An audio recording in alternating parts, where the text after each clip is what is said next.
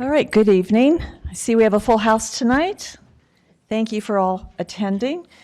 I will open the January 22nd, 2020 Planning Commission hearing. It is 6:03 p.m. We have 5 items on the agenda tonight. However, item 5 has been continued, so we'll be only hearing 4 items. All of those items we are hearing this evening are legislative. That means the planning commissioners will make a recommendation to municipal council and they will make a final decision on all of these items this evening. We will start with a Pledge of Allegiance led by Mr. Howard. Please arise. Please repeat the pledge after me.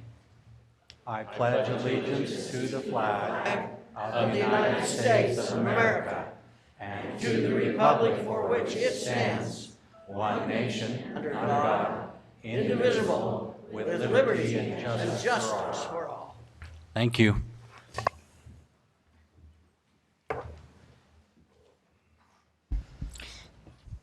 Thank you, Mr. Howard. We'll start with roll call, beginning with Ms. Jensen on my left. And please state if you have any conflicts with tonight's items. Lisa Jensen, I don't have any conflicts. Laurie Urquiaga, no conflicts. Robert Knudsen, no conflicts. Dave Anderson, no conflicts. Deborah Jensen, no conflicts. Russell Phillips, no conflicts. Andrew Howard, no conflicts. Maria Winden, no conflicts. Thank you, commissioners. Right, we will begin with item 1 this evening.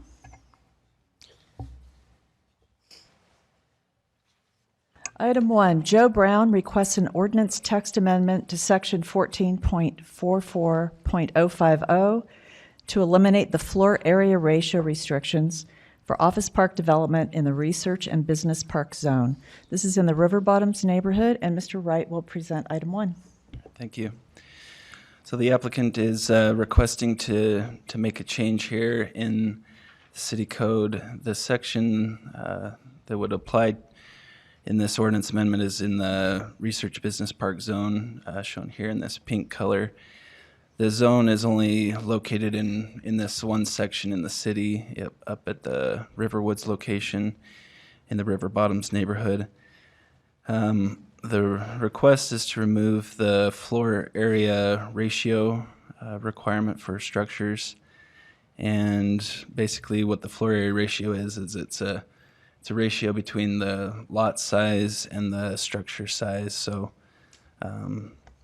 removing that would be what they're requesting at this time. Part of the amendment also would be to provide the ability for the planning director to make modifications to the setback requirement if needed and to the buffering requirement that's located in the zone.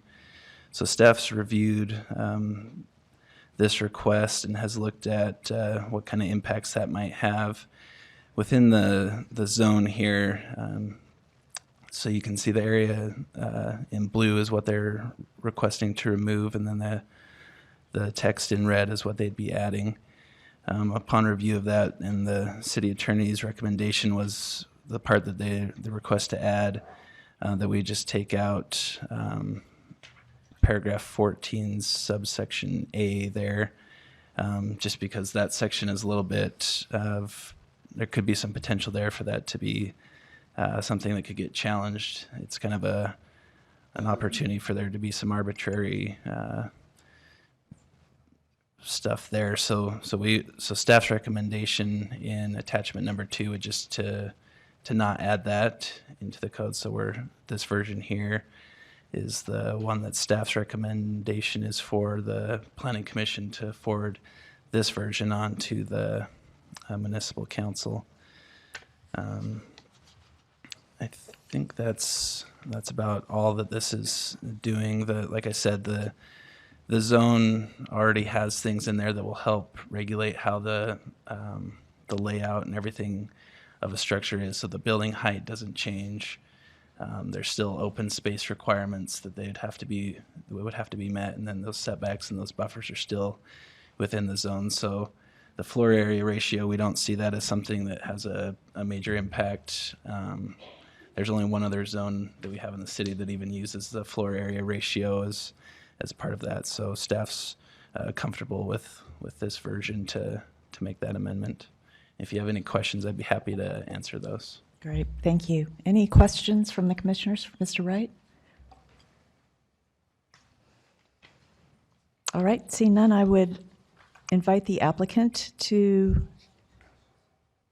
speak to his request for the zone change or ordinance text amendment.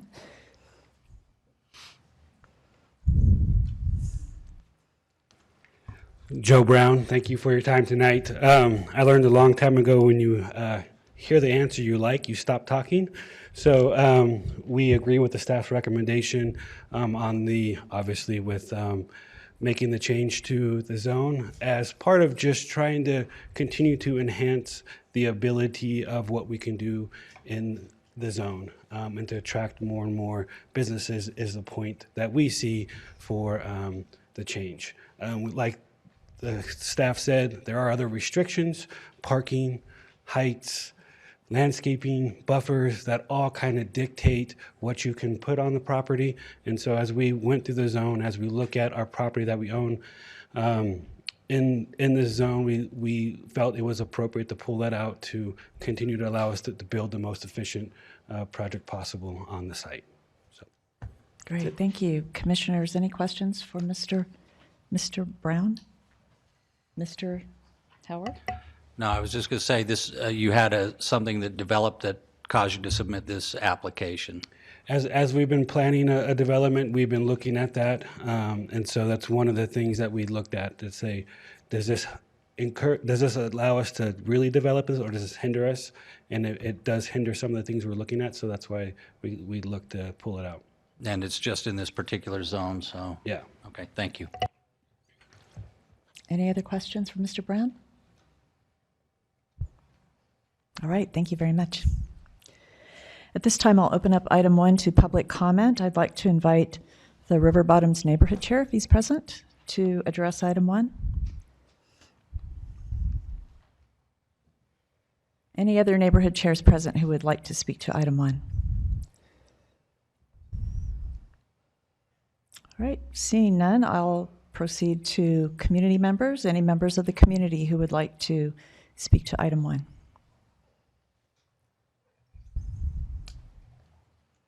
All right, then we'll close item 1 to public comment, and I'll turn it back over to commissioners for a discussion and or a motion.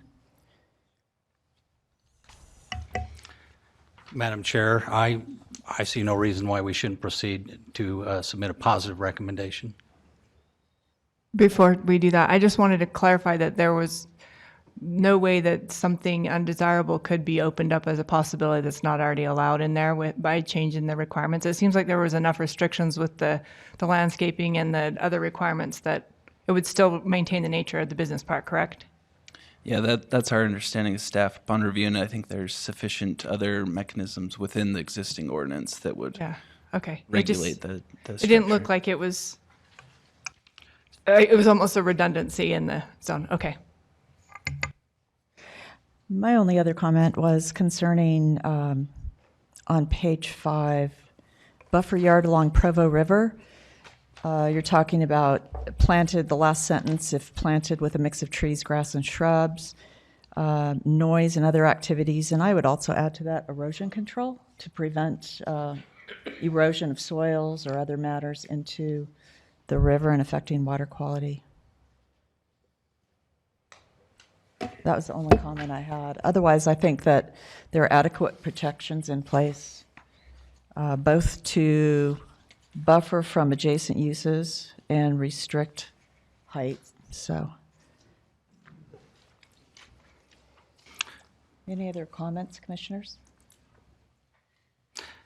Madam Chair, I'd like to make a motion. Mr. Howard? I'd like to make to recommend to the Provo City Council a positive recommendation on an ordinance text amendment to section 14.44.050 to eliminate the floor area ratio as presented in attachment 2 and as amended by your comments for erosion. Thank you, Mr. Howard. Do we have a second to Mr. Howard's motion? Seconded by Mr. Knudsen. All those in favor of sending a positive recommendation on item 1 to Municipal Council as so stated in Mr. Howard's motion? Aye. Aye. Any opposed? All right, that was unanimous, and we'll send a positive recommendation on item 1 to Municipal Council.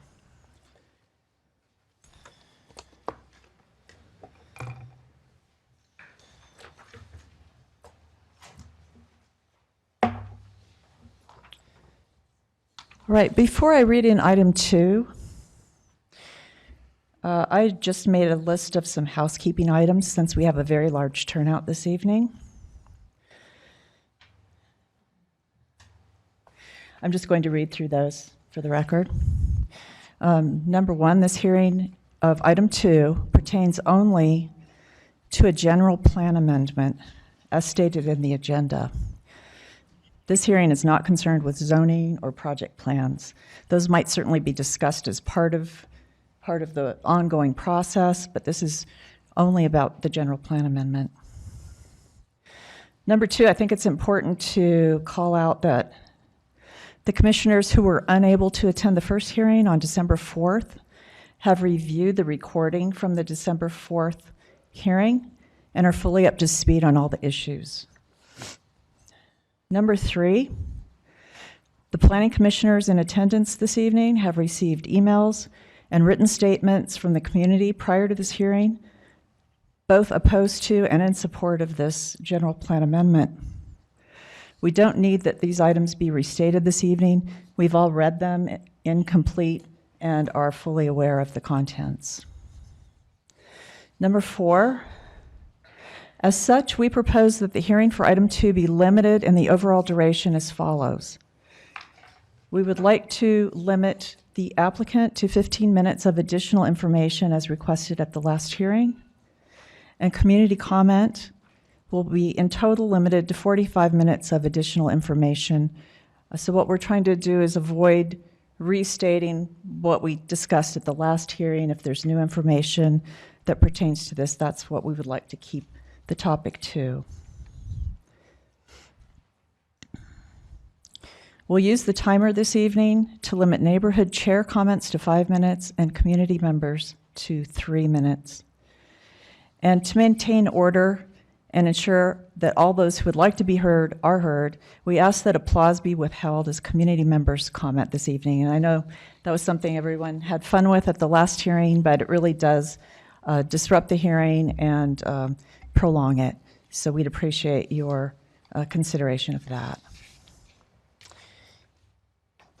And so I'll read in item 2. Bob Jones is requesting a general plan amendment to change the land use designation in the Provo City General Plan from agricultural to residential within Section 7 and 18 of T6S R3E SLM, approximately between 300 to 1,000 east and 4,800 to 6,000 north. This is in the North Timpview neighborhood, and Mr. Maxfield will discuss and present item 2.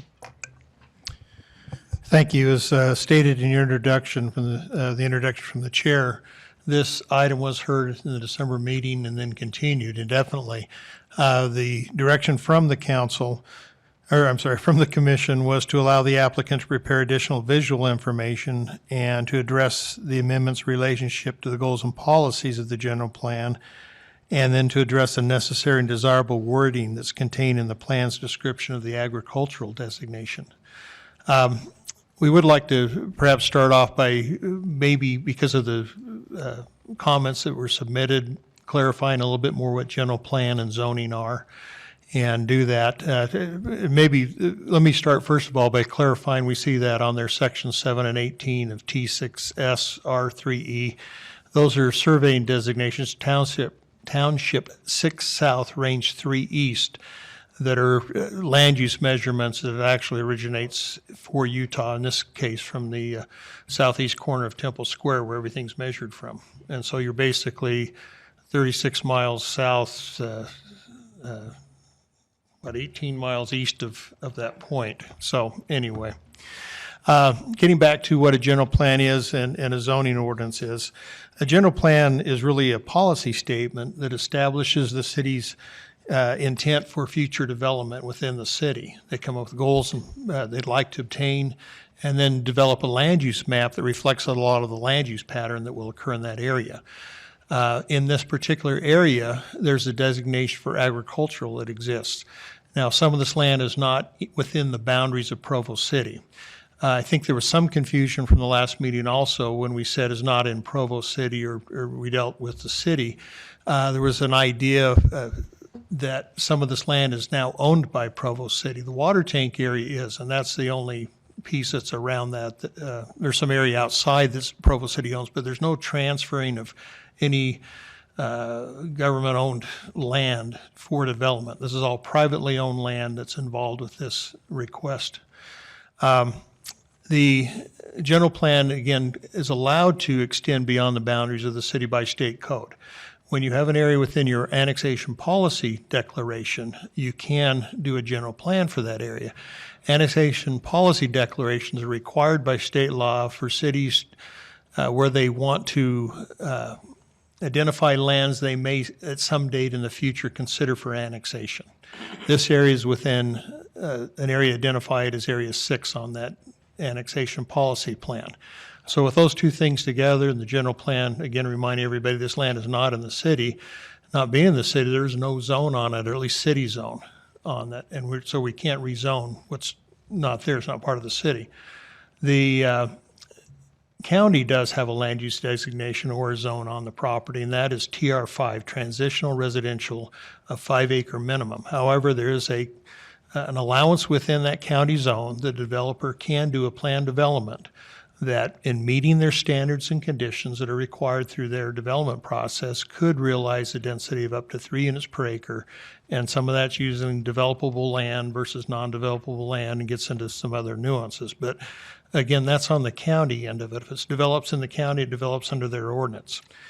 If indeed we want to develop it in the city, and what the general plan does is setting these policies, it is a policy and that's existed in our general plan to eventually annex this area. The question that comes up with this general plan amendment really is a verification of that policy. If that is indeed the policy and we go forward, then we have to consider, is this the proper land use we would consider that annexation. The land use designation of the general plan is different than a land use designation in the zoning ordinance. A land use designation in the zoning ordinance is law. It requires certain standards and that have to be met and followed as an area develops. A lot of the comments that we've received are very good comments and we think are very apropos and need to be considered with a rezoning and review of the development. Right now, there's no concept plan being considered for approval. There's no rezoning, certainly not the annexation tonight either. Therefore, we have not addressed most of these items. We're very confident of the city's ordinances we have. We feel that there are some things that we would like to tighten up, and we're in the process of looking at actually Salt Lake County's urban hillside ordinance and some others that we're considering to adopt. All of those would come into play eventually when and if we looked at a development approval for the site, and certainly with the rezoning. But at this point in time, as a general plan amendment, it's really a land use designation. It does not designate a density, does not designate a type of development, a residential type, or any of those particulars. It's just the general nature of the area.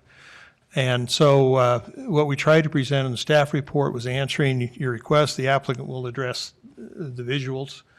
We did list the goals and policies in the general plan that we felt could be related to this project, whether it's for the general plan amendment or the future consideration of the project plan. And then lastly, we gave wording necessary and desirable, but which to us is a very arbitrary kind of statement. You know, what's necessary and desirable in one case may not be in another. And I think we gave examples that if you're looking for affordable housing, that's a need, and work to address that. Other things, it's really subjective as to whether it's necessary at that point in time and desirable. And I think that was kind of where we led that, really determination that the general plan leads to the idea that this land will not always be agricultural, it'll be something else, but is the timing appropriate? And I think that's kind of what we've left up for determination. Again, being subjective as it is, that's open to discussion. Any questions? Thank you. Mr. Kiaga? Yes, I don't know if this is more appropriate for the developer or the potential developer for staff, but some issues of easements and rights-of-way have been raised in some of the communications that we've received from members of the community. And I would like to know how those are handled as this process goes forward and how they are respected. And then I'm also just want confirmation that even the land that is unannexed, that is in the county, is actually still private property. That's correct, right? Yes, all of the land in the county zone TR5 is privately owned property. Okay, thank you. If I could ask Mr. Day from our Public Works Department to address the easement and right-of-way issue for that. Mr. Day?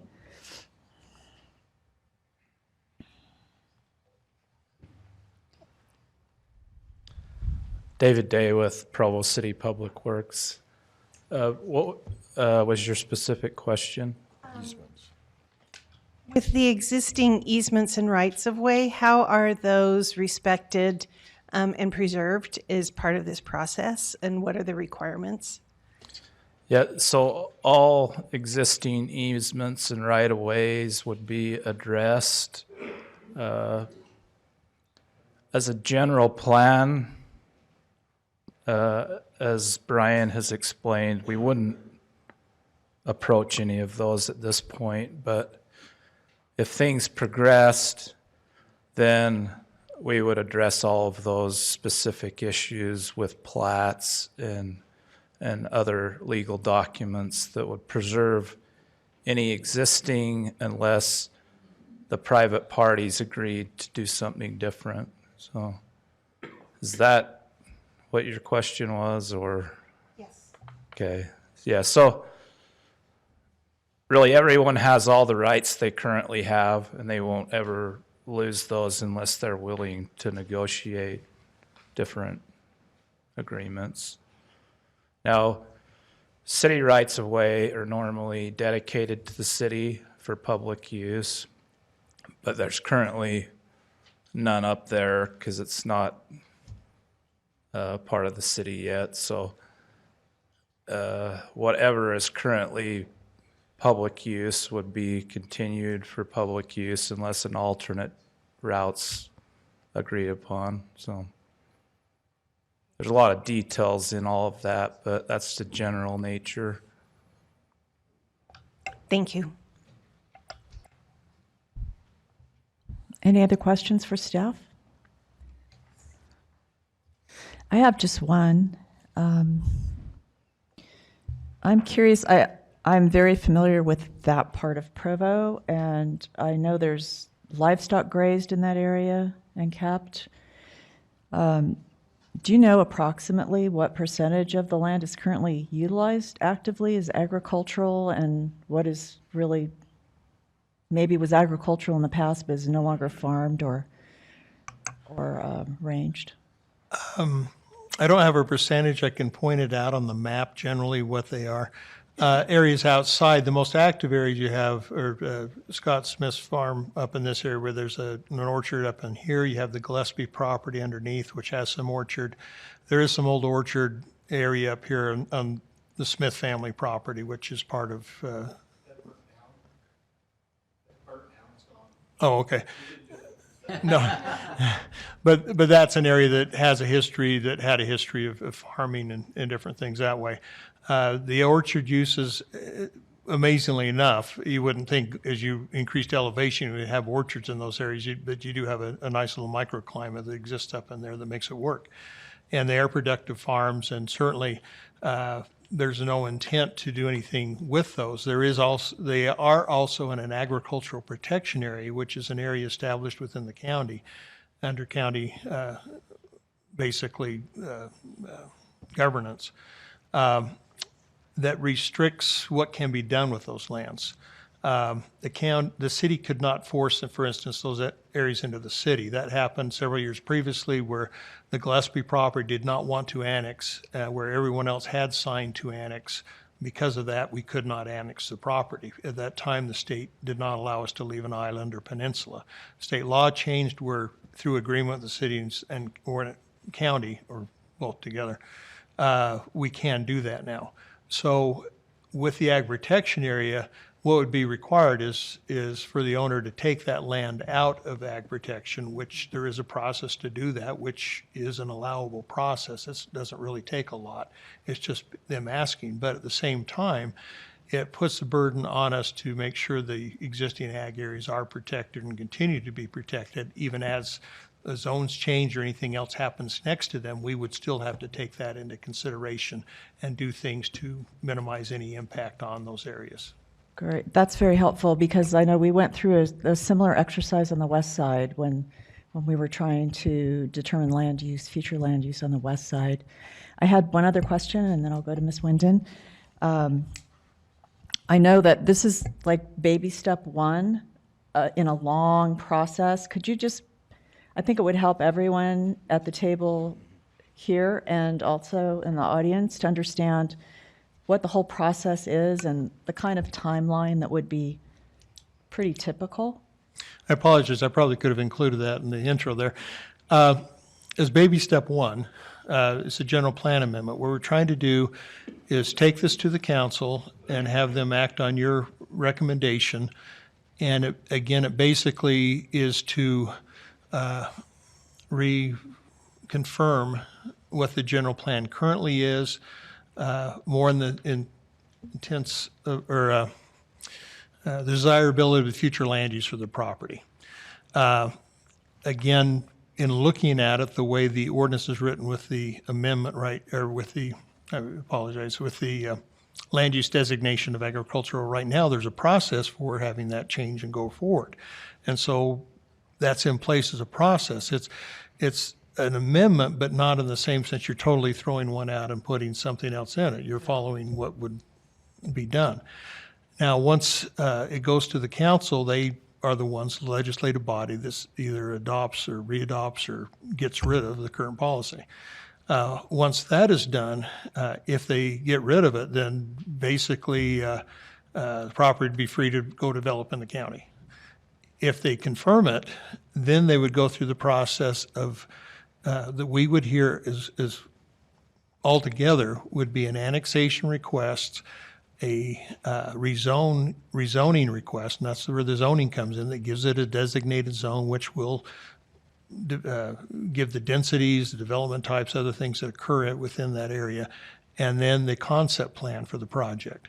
And we say concept plan because what we try to do is establish the parameters so that development agreements and other things can be tied down and put into place prior to the costs of extensive engineering. So we don't go digging out a hillside and say, oh no, we didn't mean there, we meant over here. It lets us go through a better process that we go from concept to preliminary. We know exactly what we're going to look at and not look at. And so that's where a lot of the, I think, issues are. The access to the open space of the Forest Service lands would be guaranteed. All these things would be built into that. The open space dedications, answers as to traffic, answers, traffic impacts, the urban wildland interface, all of those things would be looked at and presented at that time. So that's fairly extensive. So even if the council heard the general plan amendment, presumably at their next meeting in February, and an application to review everything else would be several months. This is an area that would have to be walked on, looked at specifically, staked out, be available for people to see the impacts, especially the adjacent property owners, and, which would have to take place in the summer. And so we would try and do that to some point that we'd then bring this back to the Planning Commission where those would be heard together. Once you heard those, took public input, that would then go on to the council as a legislative body for final action. During the time of review, you could direct staff however they wanted to work with neighborhoods, everything else, meetings, other things to keep everyone up to speed, and to show everything we're doing so that that's known and the comments can be made all the way through the process rather than seeing a final product and then they don't have time to comprehend it or even comment on it. Right. We think it'd be important that everybody's up to speed as we went along. And so based on that, I personally couldn't see it happening before the fall. Yeah, so it sounds like it's a long process and probably even longer because I could just compare to the west side where we had, land use and then zoning proposed, but that was already annexed into the city. So we have yet another hoop to jump through. So it's quite a long process. Well, and then there's a third element, which would be once the approvals are given for the zoning and the concept plan and the annexation, then you would see the preliminary plans come through. Right. You would see the fine details worked out. The things that are flagged all the way through the project or have to be resolved by the end. And then even a fourth element would be before any building permits were pulled. Final geotechnical reports, all those things for each individual site, would be done. Right. And so to get to actually building on the site is a long process. The utilities would all have to be in, accessible roadways, everything would be in before a permit could even be issued. So it's not tomorrow. Right. Okay, great. That's helpful to understand the process from A to Z. Ms. Winden? Yes. So there's at least one and perhaps more properties up there that are in an agricultural protection area. So if they were to agree to be annexed into the city of Provo, would they have to give up that that designation? That's part A of my question. And then if they did, if they were willing to do that, is there a similar designation that they could receive from the city of Provo that would help protect their property like it's been protected in the county, so that it couldn't be zoned in a way that they're not willing to have it zoned? Answer to part A is no, or I think how to answer this. Let me phrase it. The agriculture protection zone is not erased until the owners want to erase it. They are renewed every 10 years, I believe it is, and so the county can erase it if they don't think it's feasible still or something to that effect, but the city cannot. They can even be established in cities if the city, backs out or actually they apply for it. And so city-county boundaries really don't matter as far as that ag protection area goes. The city would be restricted from zoning it to something that's not in agreement with the property owners. Most cases where they are found in cities are like there's an ag zone, and the city can't take the ag zone off the property until the developers would agree to that. Or I'm sorry, not the developers, the farmers or the people on the land, the owners agree to it. So the ag protection area is a kind of a different animal that way, but it exists whether or not it's in the city or the county, and we have no control over that. Okay, thank you. Ms. Urquiaca? There were a number of the communications that were received by the committee that brought up the desire for a neighborhood plan process, which I believe is already at least in the initial stages. Is that correct? And then as a further question, How does that interrelate with this other development process that is going on? I would assume that Mr. Jones would have input as a property owner in the area, but everybody would have input into that neighborhood plan. Is that correct? I know there have been requests submitted, I think by the neighborhood chair and then by some others about doing a neighborhood plan. But I'm not aware, maybe Bill is, as to whether anything's been formally begun on that. It has to be more or less directed by council, you know, to direct us to do it, or the planning commission even. So at this point, there is not. That could certainly be one of your considerations if you feel that the general plan designations need to be looked at, and that would, you know, that there would be a change, a difference in what's there now or what would be recommended. See, was that the rest of the question? Yeah. But it would not supersede this request. This request was in place, but it's not the same as it's not the same as we've discussed, like with the zoning ordinance or something, you know, if something's pending. That's really a policy thing up to the city. They could at any time say, hey, you know, we want to relook at this policy and redo it. It's not the same process, so I'm not quite sure how to answer that. The city could certainly decide to do that with this item or anytime they wanted. Just a quick question. Howard? Thank you.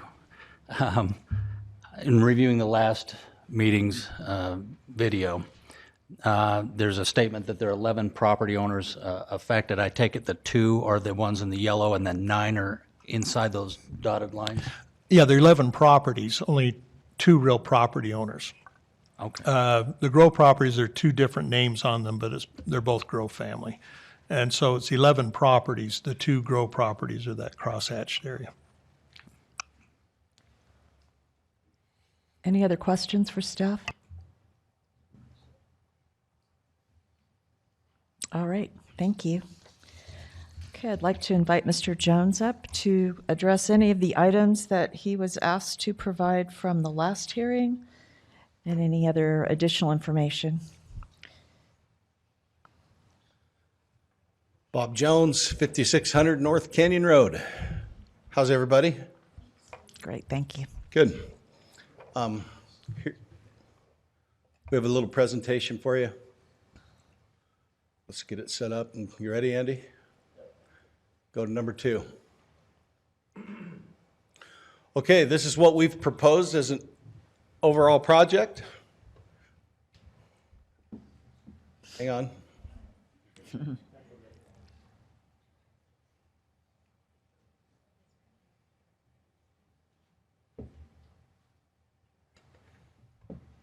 We ready? Okay, this is what we've proposed as an overall project. We've modified it quite a bit based on the concerns that the neighbors have given to us, and we're standing on it if we do something with Provo City, unless Provo City tells us they don't want us, which will be a theme when we get to the end. I've got some information for you that might surprise you a little bit.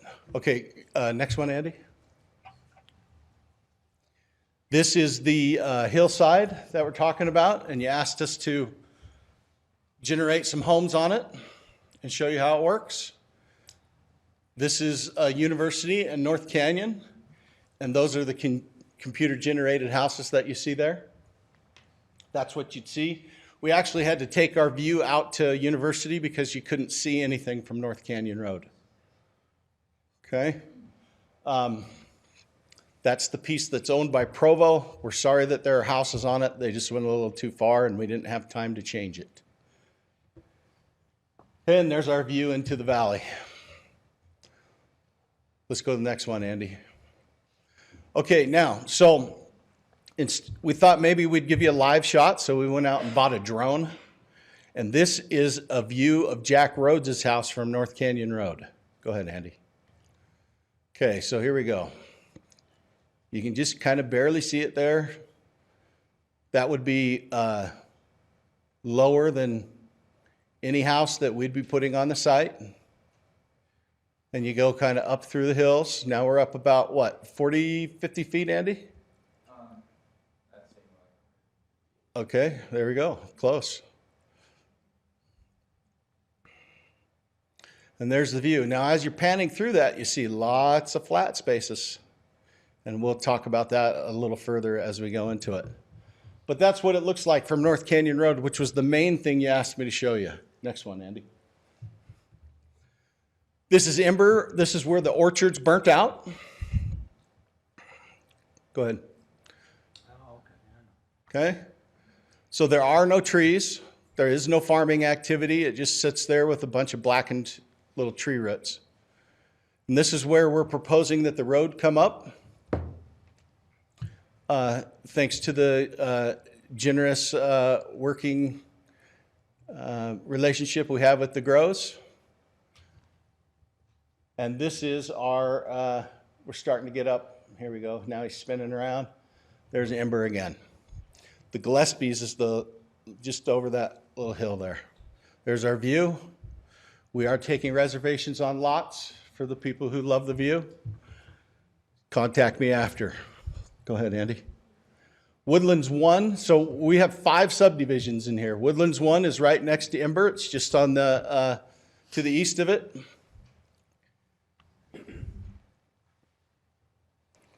Lots of flat space for lots in the roadway.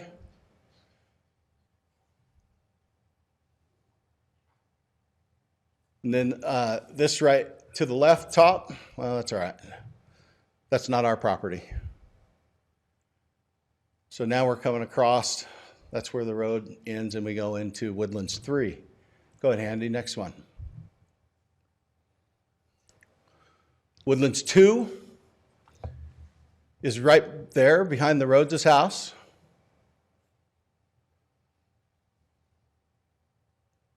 There's our project road right there.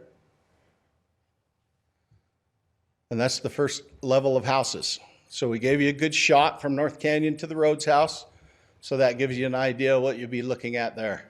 It's nice, lots of gradual slopes, nice flat spots to build houses on. Go ahead, Andy, next one. Okay, we wanted to, that turned out a little weird. Go to the next one, Andy. We wanted to show you what some houses would look like.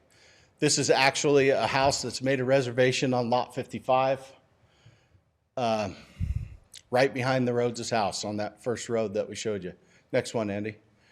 Okay, now this is a house that exists in Provo in Sherwood Hills, but we have several lots that houses like this will be built on.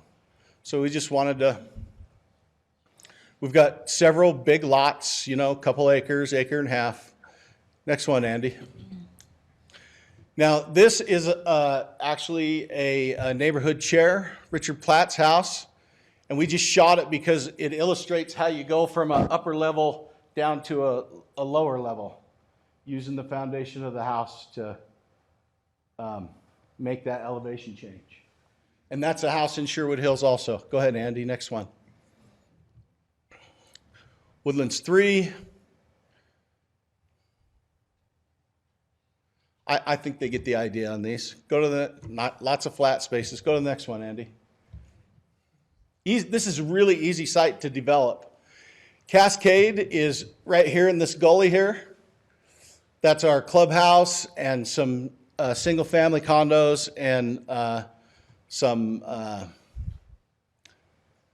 condos all in one building. It's that building that allows us to preserve all the conservation area that we've proposed. Go to the next one, Andy. This is a rendition of the clubhouse. We haven't picked all our exterior materials. We've decided to hire Heather Osmond to help us with that. So, but that is the actual clubhouse plan that'll be going. You see the beautiful view off the hill, and on the backside, there's 2 swimming pools with waterfalls into the swimming pools. That's why it's called Cascade. Go ahead, Andy. There's the Bonneville shoreline right there. We have some aerial footage, but with the 15 minutes, I don't think we have time for it. We're not interrupting it in any way. And I'd like to note for the record that we're to the west of the Bonneville shoreline. And the general plan delineates that very well. Go ahead, Andy, next shot. This is our yurt that got everybody all excited. That's on our property. We're proposing it for public-private use for family picnic area in conjunction with the Bonneville Shoreline Trail. We think it's a great idea, and we're happy to share it with the community and maintain it on our own dime. Go ahead, Andy. This is the general area. You see, it's nice. We could develop houses up here too, by the way. It would be very simple to do. Go ahead, Andy. Okay, we want to just show you some Sherwood Hills. Go ahead, Andy, shoot it. This is much more rigorous hillside than what we're dealing with. And you see there's houses everywhere. Long, skinny driveways. We have a much better plan than this, but we wanted to show you what's already in Provo. This is also further east than us. So it's just a little, things are a little skewed when they get up here and try and represent that we're killing the hillside and all this. This is much more onerous than what we're doing. Okay, Andy, next shot. Okay, I wanted to save this for last and probably use up most of the time. So this is the site that we're proposing. Now, Scott and Jenny Smith's property is included on this map, and we are not proposing to do anything with their property, but they're in the same county zone. So we felt that we should include it. So you see all that in blue is zone TR5 right now. And we have determined that it's in our best interest to go ahead and start developing it now under our current zoning. We have we're preparing and have begun the application process with Utah County. And we're told that there are no delays for that. We don't need anything more than we have. Okay, so the areas in green are in Provo. We'll have to deal with those if Provo doesn't want us, because we'd still like to annex in the future and do something with the infrastructure with Provo. We don't want to leave you hanging high and dry and cut off your annexation plans, but we also don't want to wait 2 years. So we've decided that we're going to go ahead with that. We're excited about it, and we'd still like to finish this process with Provo City and hopefully get annexed in when Provo City's ready to take us. In the meantime, we'll have to do a joint infrastructure and joint services agreement with somebody. We have 3 possibilities, plus Provo. We're entertaining those, and we'll sign one in the next few weeks. Do you have any questions for me? That's Howard? That's the I Utah have one. County map. Could you go back to that one map and just, Sure. The blue one? yeah, that one. And can you with the highlighter show where the Forest Service line is, or the BLM? It's just the back of the property. That's right there. Yeah. Okay, thank you. Now that's where the line is between zone property and sensitive property. And if you'll read the general plan very closely, the general plan states clearly that that is the line just west of the Bonneville shoreline. None of our property is in that area. I know everybody keeps trying to put it there, but it's not. Okay, I know. I'm just trying to explain it. I have a quick question. Have there been any additional or further meetings or discussions with the neighborhood representatives since our last hearing on the 4th of December? Yeah, we made 5 contacts with them. And at first, they just kind of told us to booger off.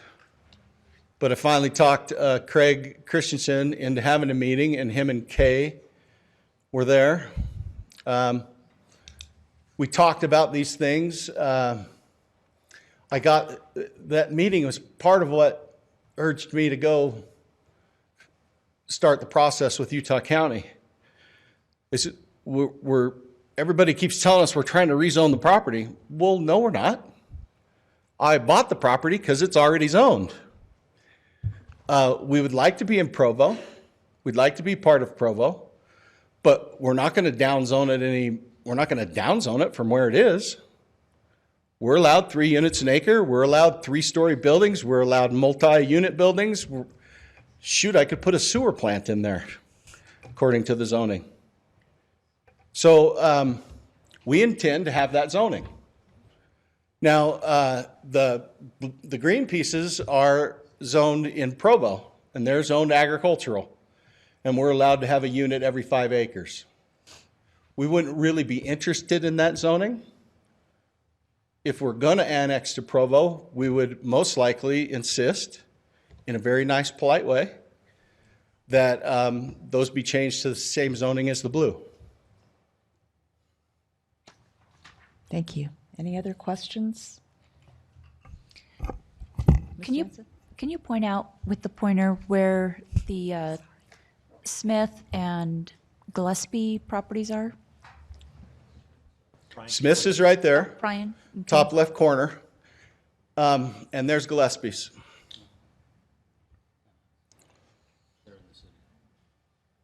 And you own what? I own what's in the blue and the green. Well, little correction, Mr. Grow owns the piece on the right, green. And, We have a agreement to purchase it. and again, the Smith property that you've included.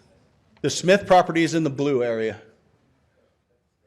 And I need to always differentiate the Smiths. So I've been saying in hearing, well, I have an agreement with the Smiths. This is all cool with the Smiths. I offended the Scott and Jenny Smith family because the only agreement I have with them is an easement that was traded before I bought the property for the road.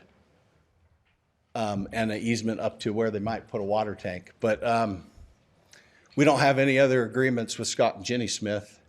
The Bud Smith family is how I'll refer to them from now on. If I slip up, don't be mad at me. But the Bud Smith family, that's a done deal. They've been paid. We own the property. I just wanted to clarify that the open space that you are hoping to have in your project is on the east side mostly, right? So the homes would all be clustered on the west side of the property that you own, and the open space will be on the east? Can you go back to my engineered map?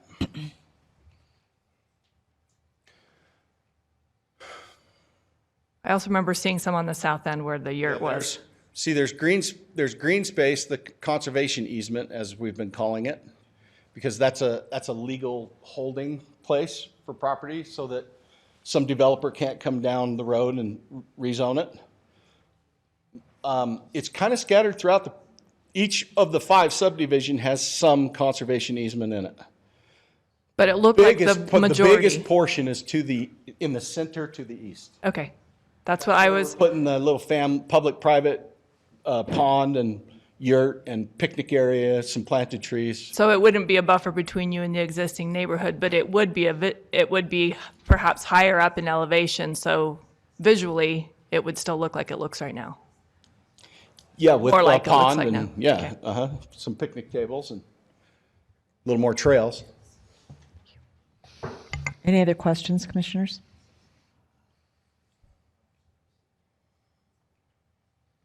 All right. Maybe you could address your easement rights with the other Smith family to their. I think that we're probably going to have some, I hope not. So Scott Smith is probably the most knowledgeable guy that I know that I've ever talked to about what's around his property. I think that he's a little confused on a couple of issues. We've checked with it with our lawyers, and I think that we're good to go. But before we just kind of cram that down anybody's throat, I'd like to spend some more time with them and make sure that we've done something that they can be comfortable with.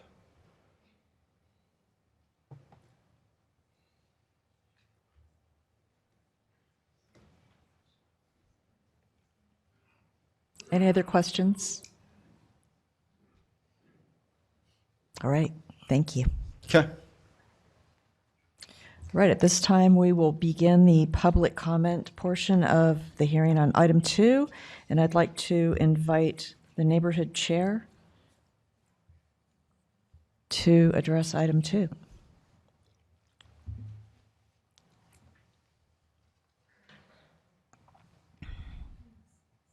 I'm Mike Rohn. I am the chair of the Riverside neighborhood.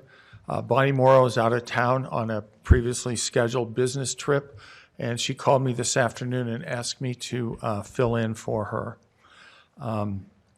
We talked for about an hour, and I took notes, and I'll just kind of read her comments. She didn't have the privilege of hearing your preliminary statements, so there might be a little overlap here.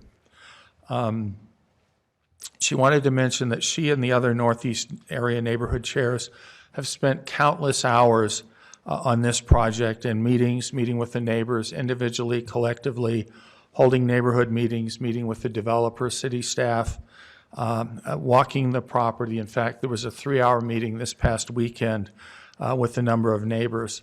She wanted to point out that as neighborhood chairs, we represent all the neighbors in the area, not just the vocal ones, and that includes the developer who owns property.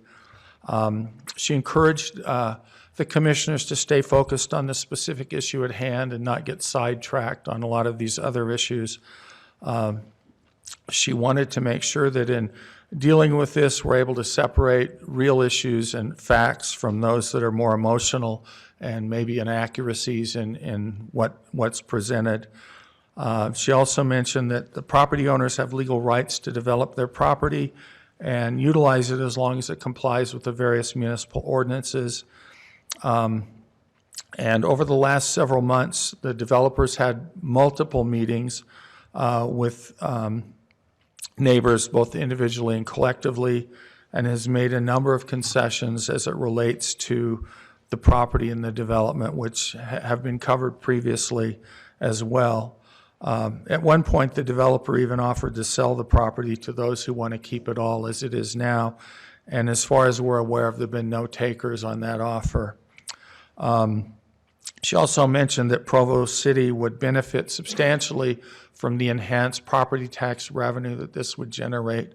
One thing that I might mention is that as you look at this map, given the amount of general plan information that's included in the packet this evening, I think it would be beneficial if Brian or Bill were to indicate how much of the land around this area and even greater has been designated as potential future annexation property for the city of Provo in their general plan. That hasn't been presented, but I think it's critically important looking at this discussion to say, what is here, where does it go further north, and then around even further east on the other side of this mountain. I think that looking at the general plan and out to 2040, 2050, 2060, we've already identified hundreds of acres for potential annexation that probably should be considered as you weigh this issue. I think that's all I have from Bonnie. Thank you. Thank you. Are there any other neighborhood chairs present who would like to speak to item 2?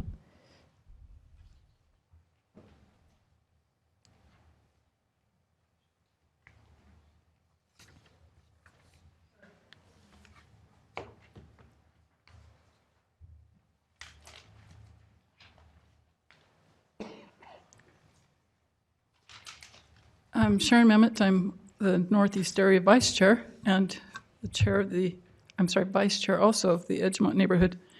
As is stated, we've worked on this for a while. I met with Bob Jones, but that was last spring. And we have several concerns. We appreciate that he's working on the project. I agree that it's getting better. I don't think we're there yet. I'm not even sure how close we are really. My biggest concern, and I did try to write this down, but my printer decided not to cooperate. So, thank you for your time and the additional time you've given the staff to work on this and the neighbors to give input. I still haven't heard how or who determines when a change from agriculture to residential is determined to be necessary and desirable. Staff has listed goals from the general plan and the community vision statement in its most recent report. The ones that stand out to me are, from the community vision statement, we value our environment and natural amenities. Under family, it says we value our legacy to future generations. Under healthy, inviting environment, we value our quiet, walkable neighborhoods, our unparalleled natural amenities and recreational opportunities, and our commitment to responsible stewardship over the environment. As Mr. Jones's pictures showed, just east of him, where it's been developed, it's not walkable. It's you get to walk on pavement. You're not enjoying. And frankly, I've driven up there to try to drop my daughter off at the Bonneville Shoreline Trail, and it's really hard to, well, one, I don't even feel welcome in there with my little old, very old car, and trying to find the Bonneville Shoreline Trail access was really hard. There was nowhere for me to park the car so I could go with her walking. There are no parking signs all along that area. We don't want you here. I'm sorry, to continue. From the basic elements of the general plan, it says, capitalize on local natural resources. Once this is paved over, it's gone. Include preservation of vistas and views and open space requirements. I picture the Provo City logo that's gorgeous with the mountain and the sunset in the back there with all these little black dots going up and over the left side of it as we develop that. Just, part of the rebranding we'll have to do.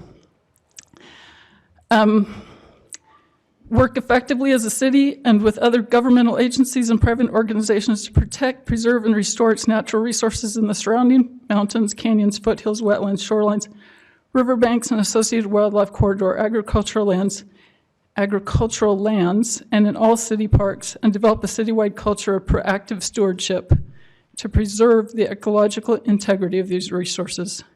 In an October work session at the Provo City Council, a motion was passed to move forward with developing a draft of an ordinance that is inspired by or drawn from the best elements of the FCAUS Salt Lake County's Foothills and Canyon Overlay Zone for the council to look at in the future and to move forward with creating the North Timpview Neighborhood Plan. It was suggested that that process could take about 6 months. We're now 2 months into that process, and new council members have just been added to that committee. Please allow them the 4 months to finish up their work before converting this land to residential use. Maybe we could even consider a residential agriculture use with more mixed use in this plan. As I looked at some of his, what he's suggested with some of those larger lots and the money it would take to own such a lot, I'd love to own a horse up there and have access to those trails with a horse, but residential zoning would not allow that. So other concerns that he just brought up tonight, he said he was going to develop the project he pointed out along the Bonneville Shoreline Trail, but in his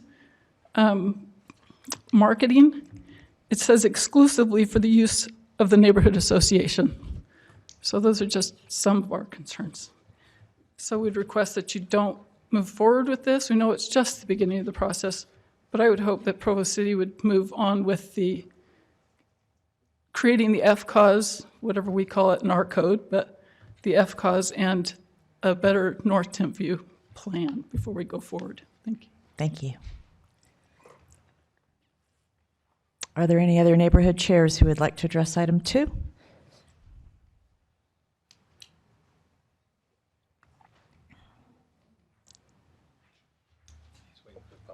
Any other chairs?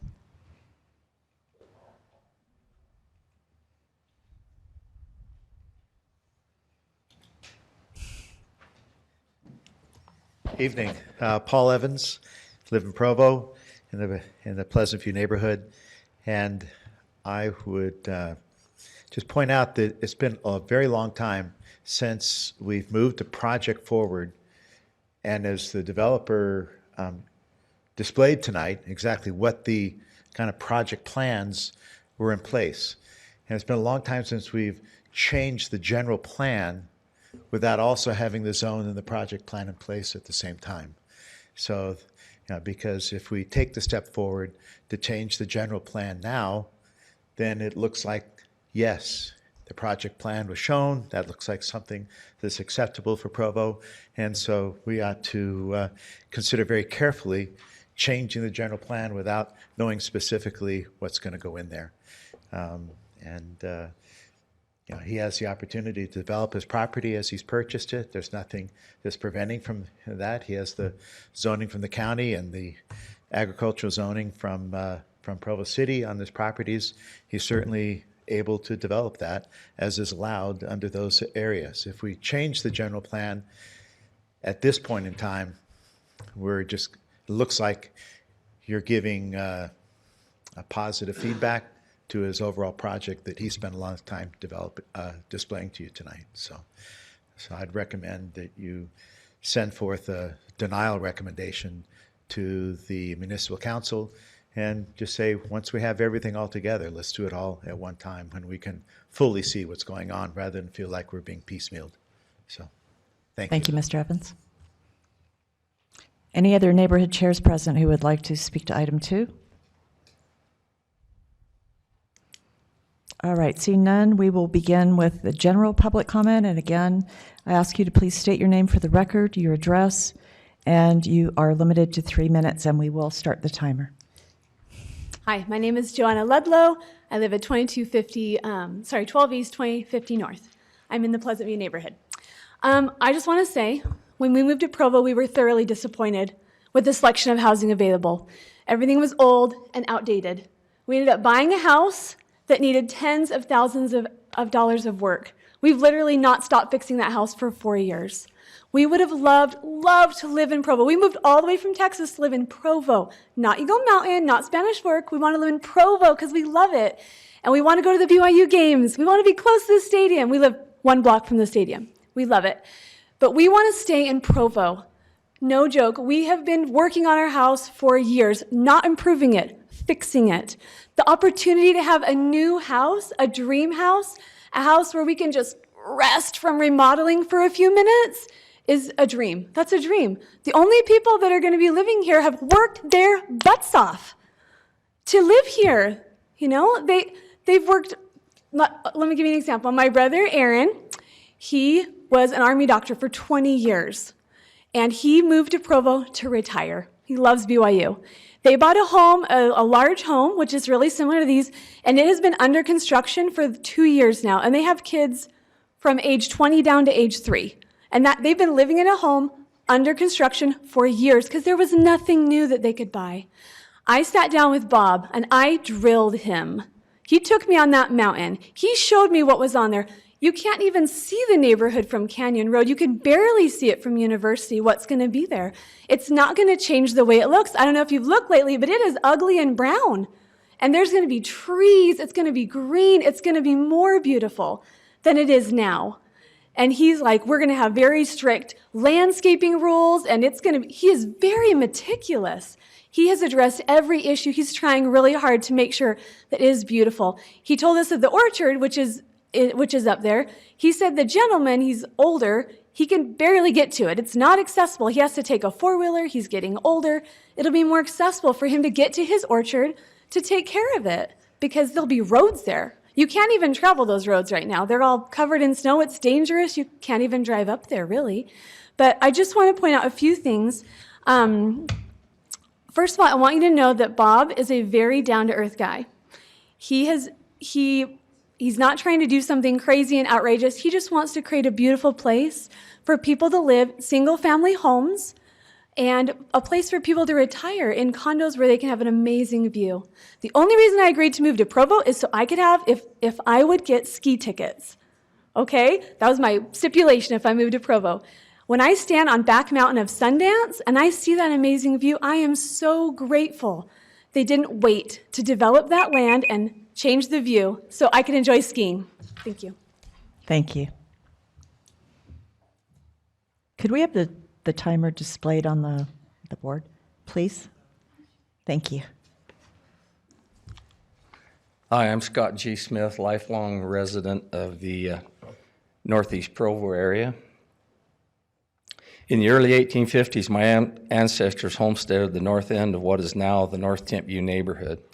cleared land for farming, filed on Canyon Springs, and built what is now known as the Smith Ditch. My wife and I and our children are the 5th and 6th generation Smith fruit growers on our family homestead. We have orchards on 51 acres and grow 40 to 60, sometimes more, tons of peaches, apricot, sweet cherries, plums, pluots, apples, pears per year. To our neighbors who have asked questions and expressed concerns in light of public discussion about development, I say thank you for your concern and support. We're not going anywhere. The presentation and discussion of the December 4th and tonight's Planning Commission meeting prompt far more than a 2-minute comment on my part, but this will be a lengthy process, so it can all be said in time. My family and I would like to share with our neighbors and commissioners and other stakeholders some of the facts and the issues that will impact our community and discussion about this proposed development and the future of our neighborhood. I'd like to mention one. In fact they're going into the city, or they're going to do the development in the county, we still have 1,000 feet right here of boundary line. This is city property. This is county. Our orchards are on the top up here. This is our property line right here. We still have 4,200 feet of boundary line on the hill and then down below in this other area coming off on Canyon Road. With Jones, there's other APA producers, growers. Gillespie's are the other member of the APA that would currently be staying in. Where's the timer? How do I know how much time I have? It's up, upper right corner. Okay, the upper right-hand corner. There's no confusion about where the right-of-ways go from the Canyon Road. There are 4 right-of-ways that were described in the 70s between Gillespie's, who are sitting in the back of this meeting, my father and another family that owned property. And later in '89, we have a right-of-way described from my dad, center line of existing road, to this piece of property that was deeded to me in 1989, and has since been re-described with a legal description. I may or may not subscribe to that if it's exactly right. They did it because the people that sold the property, Canyon Oaks, in December of '05, re-described that. The Smith Ditch goes along right here and ends up a tributary that goes down to us. The city rebuilt that tributary to a standard that was excellent. It's not failed since they built that tank in '83. There are Roney's, Budges, Lovelace, Smith, others that have the tributaries and the Smith Ditch line run through the property. I'd like to have that located and stipulated where that's at, and that it's done at an appropriate time of the year outside the water season. Thank you. Thank you.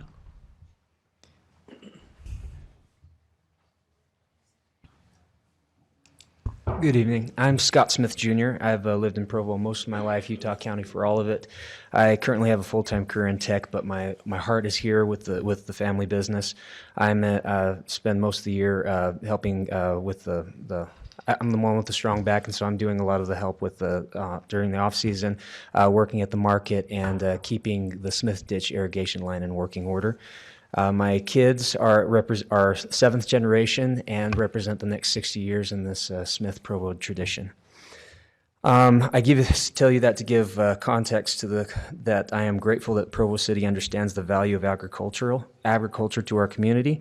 I'm going to quote the Provo Mayor's Sustainability and Natural Resources Committee report for 2016 recognized that, first, agriculture contributes more in revenue than it requires in city expenditures, while residential land usually contributes less in revenue than it requires. On average, farmland requires only about 37 cents in public services for each dollar paid by landowners, while typical residential land requires $1.11 in services for every dollar owners pay in taxes. And second, the loss of agricultural land to urban sprawl threatens not only our access to local food, but also our air quality and an important Provo industry, close quote. We respectfully request that the decisions made by the Planning Commission and Council sustain its long-established family farms by supporting buffers between agricultural areas and new development. Thank you. Thank you, Mr. Smith. I'm Jenny Smith, Scott's wife. The old man who goes up on that orchard has a wonderful time, and his equipment has no problem getting up there. During the December 4th Planning Commission meeting presentation, the Terra Development Plan purported to provide an access to the east to the U.S. Forest Service across our family's farm property, even though we repeatedly stated we are not willing to provide that access to this developer, and our APA status prevents anyone from forcing that kind of access or road through our farm. In 2003, the Provo City General Plan was revisited and updated. As part of that process, my husband and I were invited to represent the neighbors of the north end of the North Timpview neighborhood in a work-study conversation regarding the city's proposal to designate most of that property as environmentally sensitive. My husband and I made a PowerPoint presentation supporting the view that an agriculture designation would be the most appropriate designation, and had a wonderful discussion with council members that resulted in a mutual understanding of the realities of our neighborhood. That council responded by assigning most of our neighborhood the dual designation of agricultural and developmentally sensitive. The general plan Northeast guiding principles, policies, and goals states that, quote, any new development within areas with the Provo City General Plan map designation of developmentally sensitive will be subject to studies of potential geologic hazards, geotechnical constraints, slopes, or other conditions. This will ensure that sensitive lands are appropriately developed. End of quote. This gives us confidence that our city council and staff will use this guidance in responsibly making decisions regarding this proposal.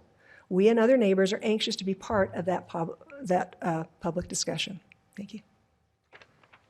Thank you, Ms. Smith.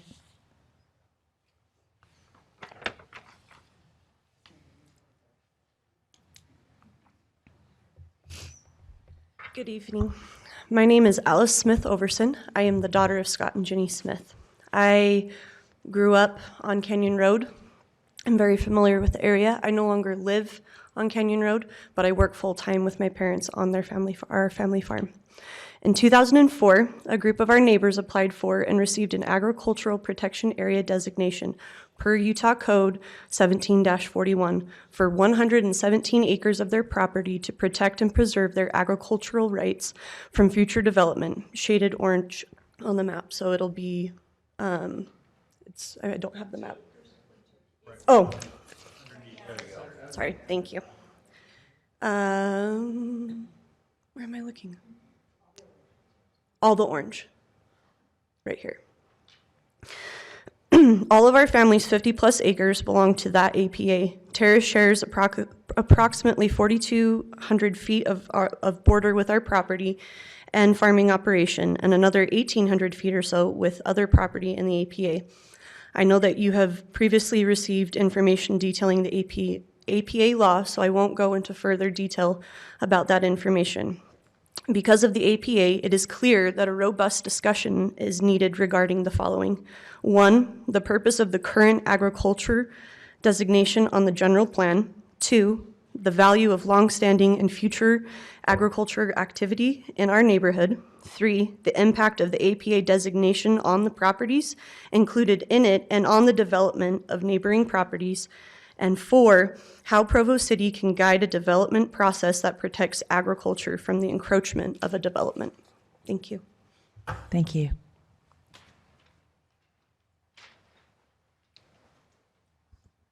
I'm Kay Budge, and I live right in the middle of all of this on Canyon Road.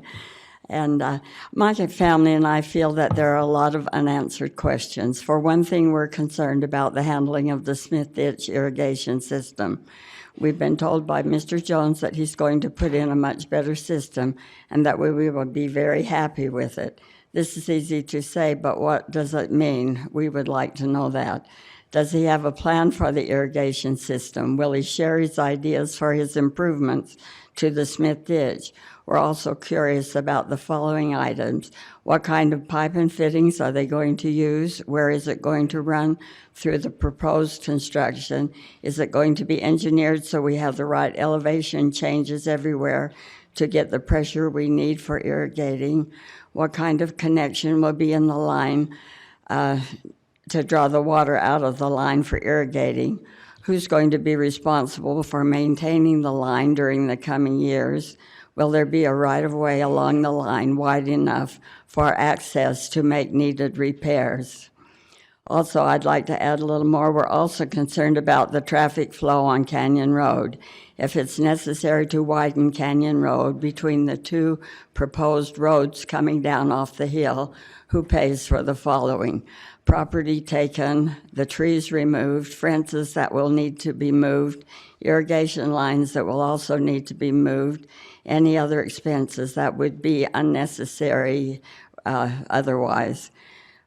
We'd like to, that's what I'd like to say. Great, thank you.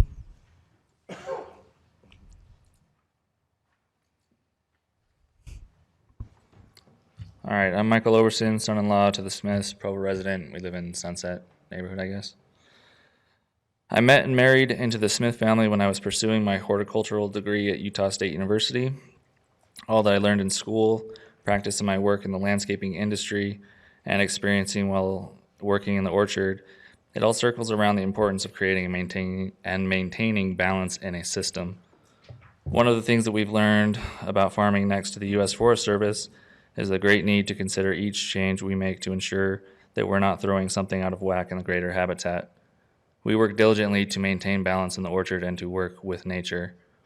When we recently piped 1,500 feet of what had been an open irrigation ditch in order to conserve water, we made sure to leave an open ditch stretch adjacent to the Forest Service lands so the wildlife in the area who depend upon that water still had a place to access it. We use an exacting integrated pest management system whereby we monitor pest life cycles, prevent gestation of many insect pests without the use of spray, so we can limit our exposure to and limit the use of pesticide.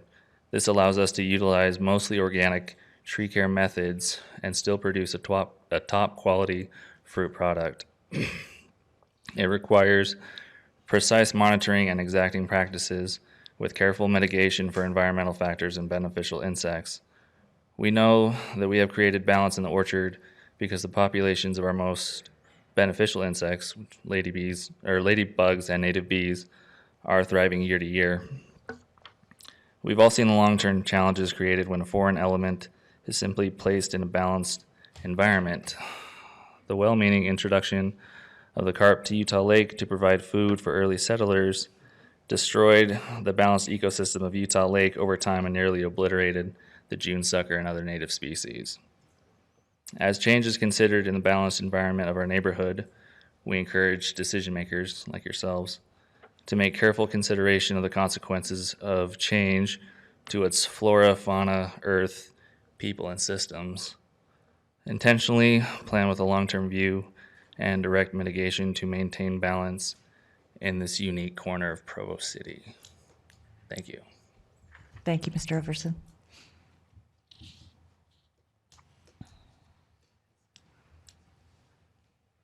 Could I get that last screen that was just up? My name's Russ Lovelace. I'm also a descendant. I didn't have any fortunate chance of inheriting any ground. So in the last 6 years, I was able to obtain an acre right here, where I plan to put a nice, quiet home in the middle of suburbia where I didn't have to deal with all this. In June, I noticed that I had survey stakes across the top of my acre. I went to Bob Jones and I asked him, why have you surveyed my acre?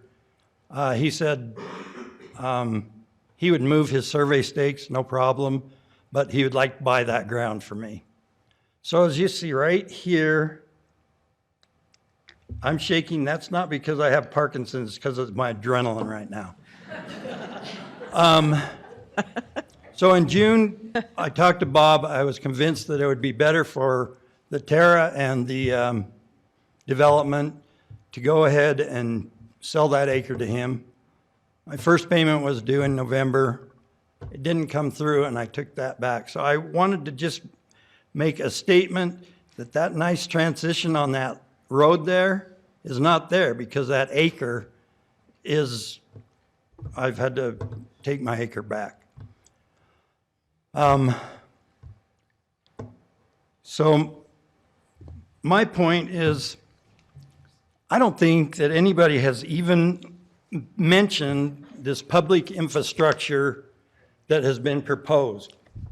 All of these costs and everything, according to what I read in this public infrastructure proposed by Bob, is that, yes, all this is going to be beautiful, but it's going to be thrown right back on the people who are in this area that are affected by this. Now, that sounds good unless you happen to be one of the persons affected in that area and this young lady you must be a multimillionaire, because if you look through the figures that Bob has presented, it's going to cost a lot to have a lot up there. So The people are going to pay a lot for those lots. They're going to pay for a lot of the infrastructure. that is fine. So my point is, I just wanted to state that nice transition at this point is not in the development.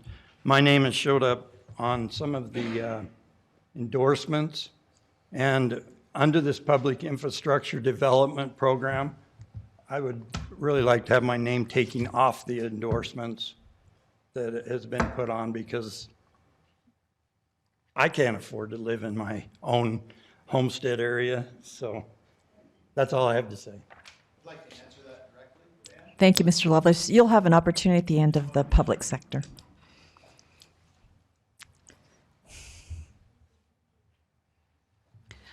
Hi, my name is Diane Christensen. I don't live in this area, but I live in southeast Provo, where there has been development up on the hillside, and I'm interested in this because I have some experience with something similar that happened in our neighborhood. And I used to be on the Planning Commission for 3 years. And while I was on the Planning Commission, I heard lots of developers make presentations, and I heard some things in this presentation that sounded kind of ominous to me.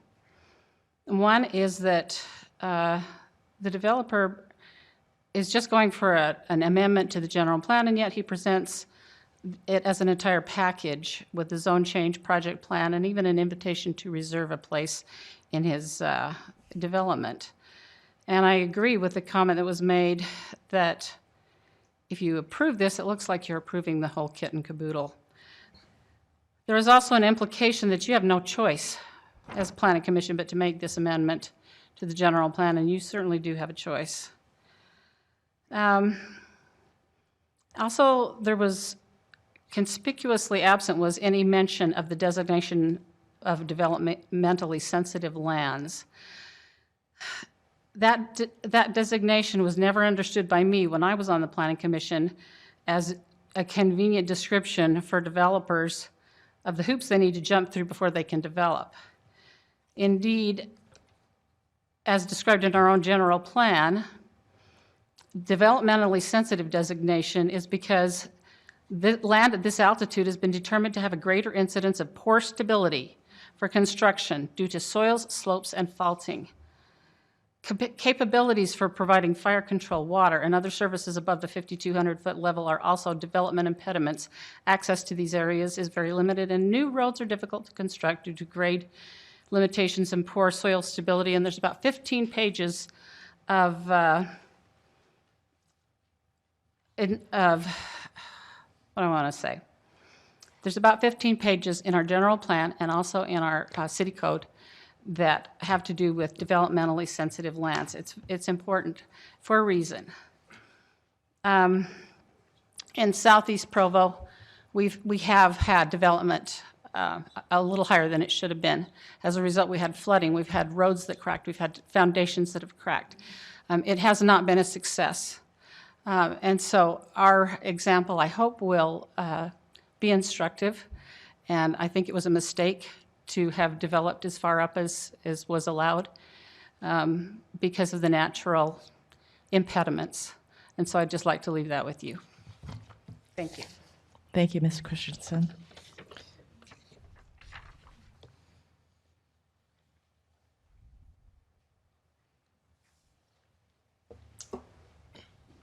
Hi, I'm Sean Warnick. I live at 1077 Hillside Drive in Sherwood Hills. My house is at the entrance to the Eagle Ridge Ranch, of which I'm also part owner.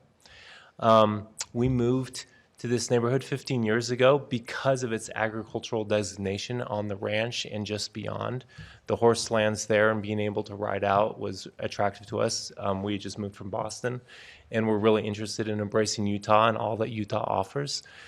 We love living in Provo, and we're not opposed to development per se, but I am very concerned about the idea of moving forward with a development plan when there was mention earlier of a neighborhood plan that hasn't been started yet in what Provo is going to look like in 10, 20, 50 years. Our population is growing so fast. I think it deserves attention for us to think about and to have the neighborhoods involved in designing a plan that will help us understand how should we develop, to think carefully about how we should preserve agricultural space, how we should think about preserving the ecology up here on the bench and how it's going to affect things.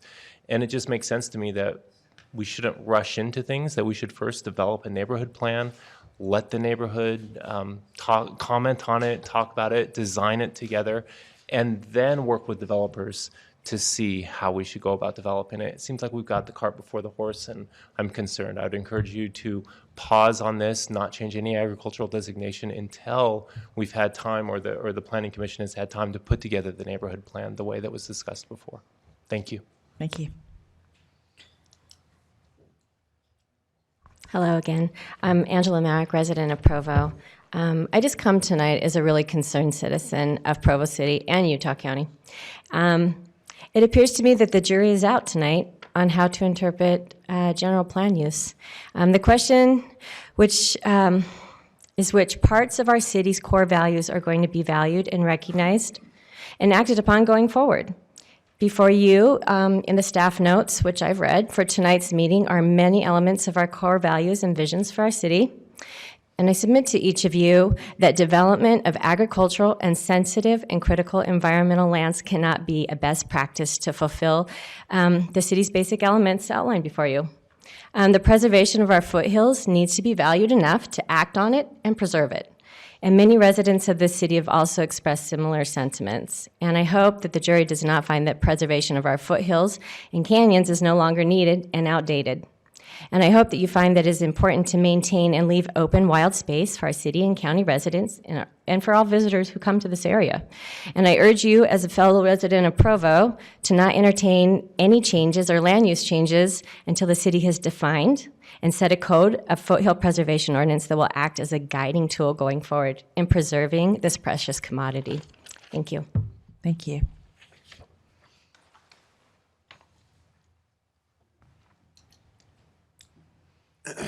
My name is Lou Burnham. I live on Canyon Road, about a mile south of where this development would take place.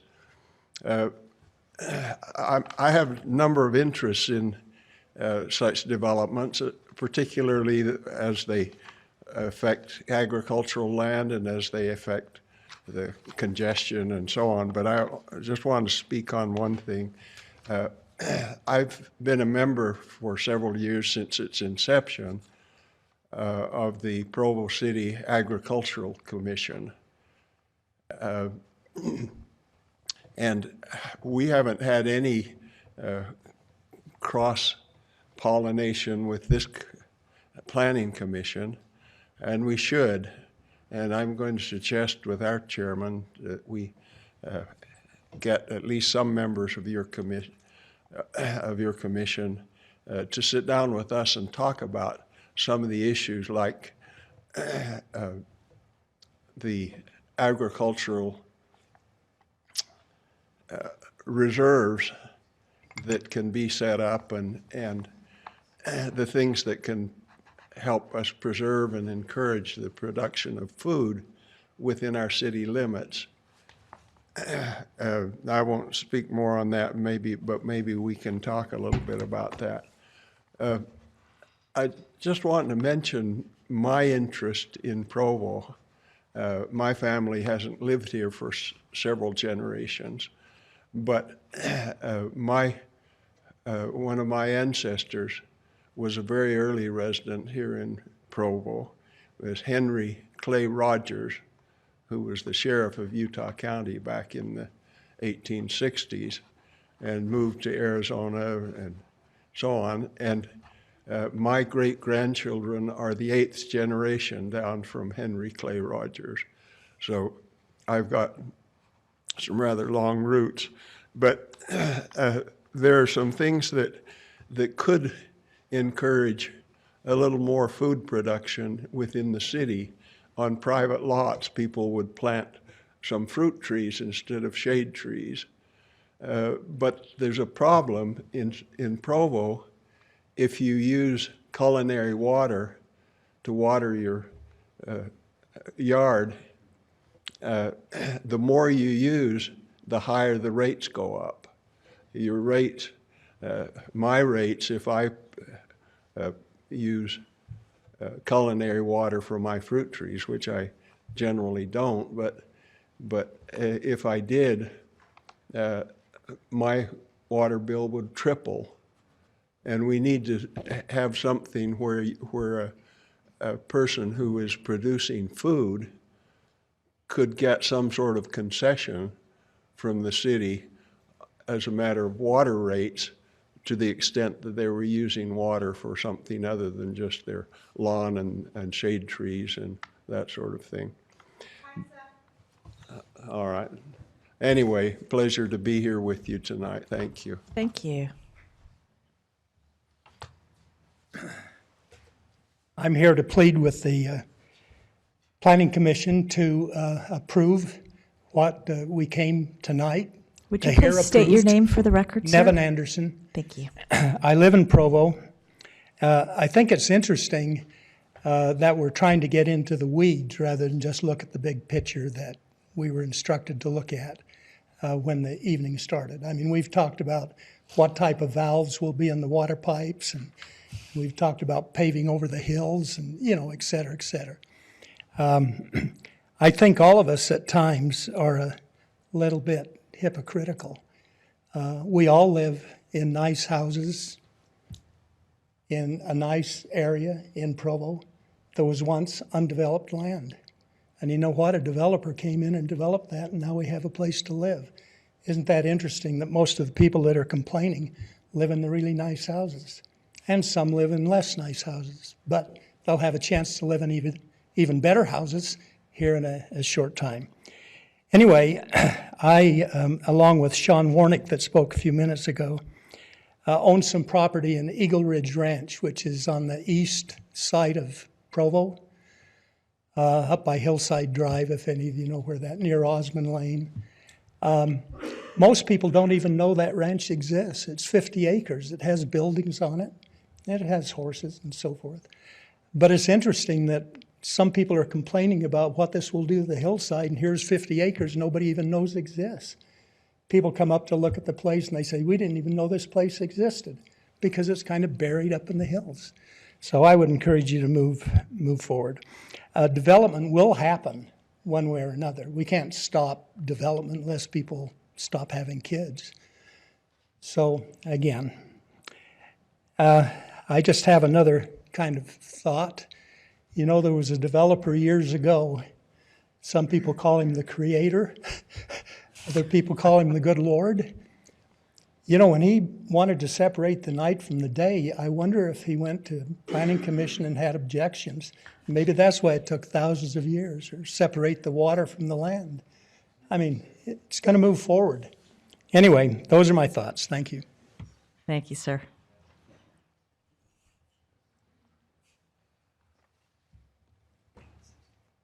Good evening, Commissioners. My name is Kay Nelson. I live in the North Timpview neighborhood of Provo, and I recently met with Mr. Jones along with Richard Pratt, the neighborhood chair for the Sherwood Hills neighborhood, and also Craig Christensen, who couldn't be here tonight because of an emergency. Mr. Jones is a man with a goal, and the city of Provo and its citizens also have a goal: to keep what's remaining of the foothills of Provo pristine, accessible, and beautiful for generations to come. Over these past 8 months, several things have resonated with me regarding the protection of green spaces, foothills, mountains, etc. Number one, time. Big developments that impact the city or county should not be done without much research, including surveys of those impacted. The city must not be hasty in making decisions that will negatively impact those things that are precious to us in our area. In a recent Salt Lake Tribune story about a massive residential and commercial development near Harriman, resident Justin Swain said, "Please develop our community the right way by waiting." Number 2, protection. The Foothills Protection Committee, of which several city council members are on, is writing an ordinance that will affect all the foothills of Provo. They need to be allowed time to research and create that ordinance of protection. Provo City has also told us that they will now create a neighborhood plan for the North Timpview area.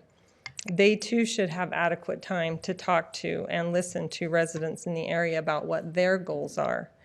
This isn't just a neighborhood concern. I've heard from people all over Provo who are concerned and want the foothills and mountains to remain untouched by development.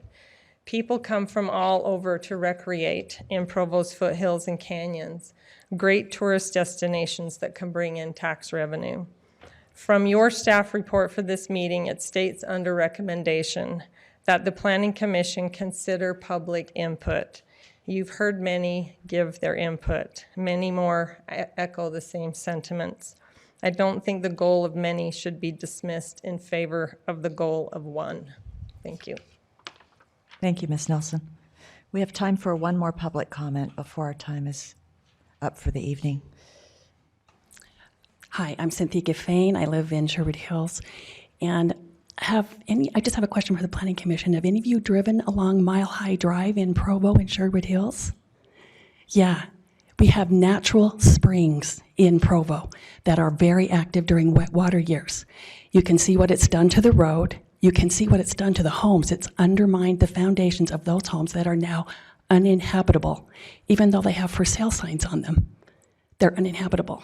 And there are many along that area. And this is the same elevation, from what I can tell from these maps, where that upper part that he wants to develop are the same thing. I don't know if any of the natural springs have been mapped. I don't know if anybody has even thought about that, but I just want you to know. And if you've been up there, you can tell the rest of the commission, it's just terrible. They won't even give building permits in the area. But some of the homes have had to be demolished. I've lived here 36 and a half years, and I knew what those homes were like before. I knew the people in them, and they were not able to live in them anymore because of not knowing about those natural springs that are not even running during the dry years, only during the wet years. But they do. Water can do a lot of damage when it's not in a pipe. And so please, if you haven't seen that, the road and the homes up there, please drive along there and just see, and that's another consideration that needs to be in this whole, with all those other things that are done. And the other thing someone mentioned, I can't remember who, about affordable housing in Provo, and I don't believe that this is affordable housing from what I've seen of his marketing plan. I don't think it's affordable housing in Provo. Thank you. Thank you. All right, our 45 minutes has expired. Thank you all for your comments. At this time, I'll close the hearing to public comment and invite the applicant, Mr. Jones, back up to address any of the concerns he heard expressed during the public comment phase.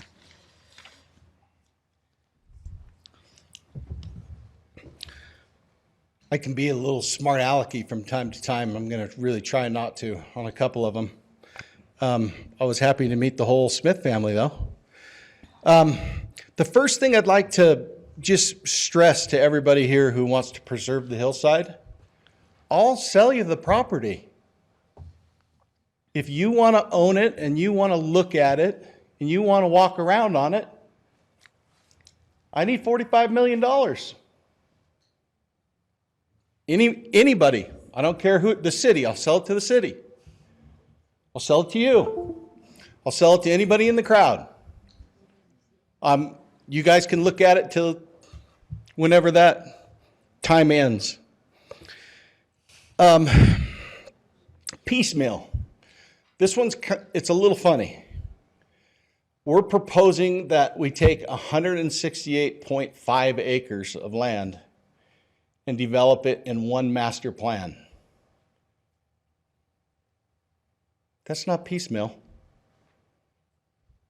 And it stretches from developed land to the end of the city. And it's a good plan. We've been working on it a year. We've taken the comments from the people in the city. We've worked with Pepperoni and Maxfield and Day for out. They hate it when I call. You know, hey, I got to come in and see you. I got an idea. Let's try this. We've really adapted the plan. And by the way, I did tell them that we weren't buying Lovelace's and that we'd be making that change. It's just not necessary to do it just yet. Okay? There is zero loss of agricultural land in this plan. None of the property is being used as agricultural property. That is the biggest farce tonight. It's just not true. And, well, I know that the Scott and Jenny Smith don't want it, but their access will be a lot nicer than it was before. And the young lady that mentioned the old man going up the hill, she asked me, well, the guy that goes back, I showed her the peach orchard, and I said, there's a guy who's been working this forever. And she says, well, he must have a really big, powerful truck to get up here. And I said, nope, he does it on a four-wheeler with a trailer on the back. And I guess she interpreted it that way. That's not how I meant it. The man gets up early every day, works his butt off. I have nothing but respect for him. Okay? Just want to throw that out there. The irrigation system for the budges. There will never be a time that I sit down with anybody and explain to them what kind of valves are being used. It won't happen. However, we have communicated with the president of that irrigation group. I don't know the right terminology. His name is Jack Rhodes. Extensive, we've bought some property from Jack, and Jack's still going to live up there. Have a great relationship with him. He's one of the Smith kids. We've bought 5 Smith kids property. You know, so all the Smiths don't hate us. But I've asked to come meet with the ditch company and go through what they want, how they want it laid out. They might, you know, specify some pipe fittings that they want. I don't know how that works. But my engineers will. And we'll put in an irrigation system that's awesome. We plan on using the shares that we've purchased from the irrigation system to water our landscaping. Right? And I'd like to stress, once again, that the majority of our landscaping will be edible. It's grapevines, peach trees, apples, plums, pears, all along the roadway. So not only will we not be destroying any agricultural land, we'll be increasing it. And we used the Envision Utah guidebook to develop this property, including the agricultural toolbox. Canyon Road. We've been told by the city engineers that the traffic that would be generated from what we're proposing is so minimal that North Canyon Road will not need to be expanded. I don't know that to be fact, but that's what I've been told by the engineering department, and I guarantee you that they do. The PID. This is my favorite subject. So apparently, Mr. Lovelace didn't actually read the law, and I've provided the law to the city. It's in the public record, and anybody's welcome to it. I'm very easy to get a hold of. I return all my calls. I don't ignore anybody. So if he wants to get a copy of the law, he's welcome to call me, and he knows that. The PID is a new law that was passed by the state of Utah in the last legislative session. And what it is built to ensure that nobody that does not volunteer to be in the tax district is taxed. It's actually the opposite of what these people are claiming. I know that somebody went door to door and started telling people that the PID was so that we could tax every citizen of Provo $135,000. That's a crock. The PID is so that we can ensure the citizens of Provo, all the current taxpayers, and all the future taxpayers, that if they're not directly in our tax district, they will never owe one dime. And the law is really easy to read. Mr. Jones? Yes. I'm sorry to interrupt, but I wish we could get back on the topic of the general plan amendment, because I think that's what our purpose this evening is. And I know there were a lot of other extraneous comments, but if we could focus on Trying to that. answer 'em. Okay. Okay, so the general plan amendment. So, like I said in the beginning, and I don't think this registered to everybody, we're already zoned in Utah County, and we do not need Provo to develop that property. We don't need to get your permission. We don't need to get anything approved from you. I think that's understood by the commissioners. Okay, so that won't be part of anybody's discussion anymore. Now, we would still like to be in Provo, including that property, and we're happy to work with Provo, but if you guys want to take 2 years deciding what you're going to allow, we'll be built and sold out. And so if we want to have input, it's going to need to be quick. So we understand that what we're talking about tonight is Well, that's the amending the general plan. That is what we're talking about, the general plan and that piece of property. Because what we've requested doesn't include a single textual change to the current general plan. We've read through it. The planning staff has confirmed this to us. We're not proposing a single thing that requires a single change in the general plan text. All we're doing is saying, well, let's add this property into it, and then we'll go into the annexation process. We'd love to be part of Provo City. We'd love to work with Provo City. I think I've proved that. My plan has changed drastically.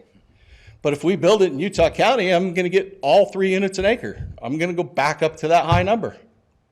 I promise you. All right. Commissioners, any questions for Mr. Jones? Ms. Urquiaga?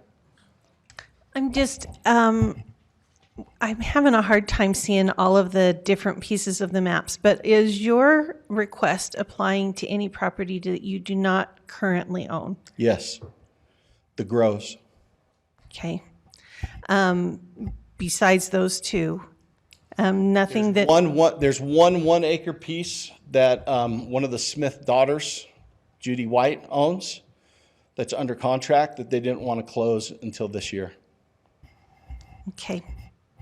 You'd probably like to know we are the growers. Sir, you're out of order. Sir, please.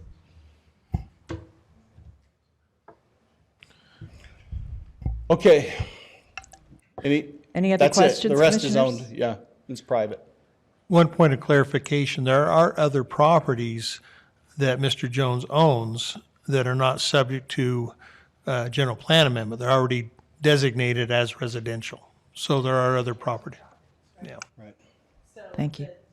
Properties that this plan amendment would apply to are owned by him, and it's not the Smith orchard or any of that part of property that's going to be changed.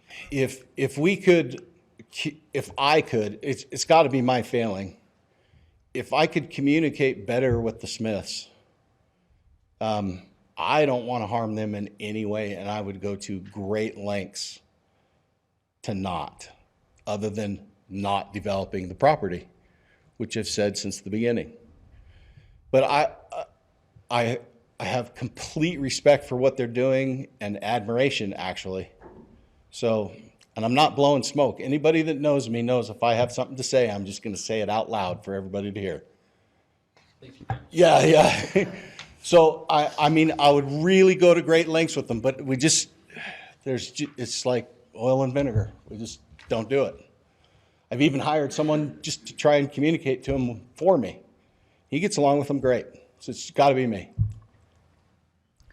I'm sorry. Thank you. Yeah. Any other questions, commissioners? All right, thank you. All right, I'll turn it back over to the commissioners for discussion, and I don't know about you, but I have questions of staff. Anyone I'd like else? to clarify 1 or 2 things before we take your questions. The Pleasant View Neighborhood Chair raised the question about the general plan amendment and why we're doing a general plan amendment without doing zoning simultaneously. Months ago, Mr. Jones submitted an application for annexation.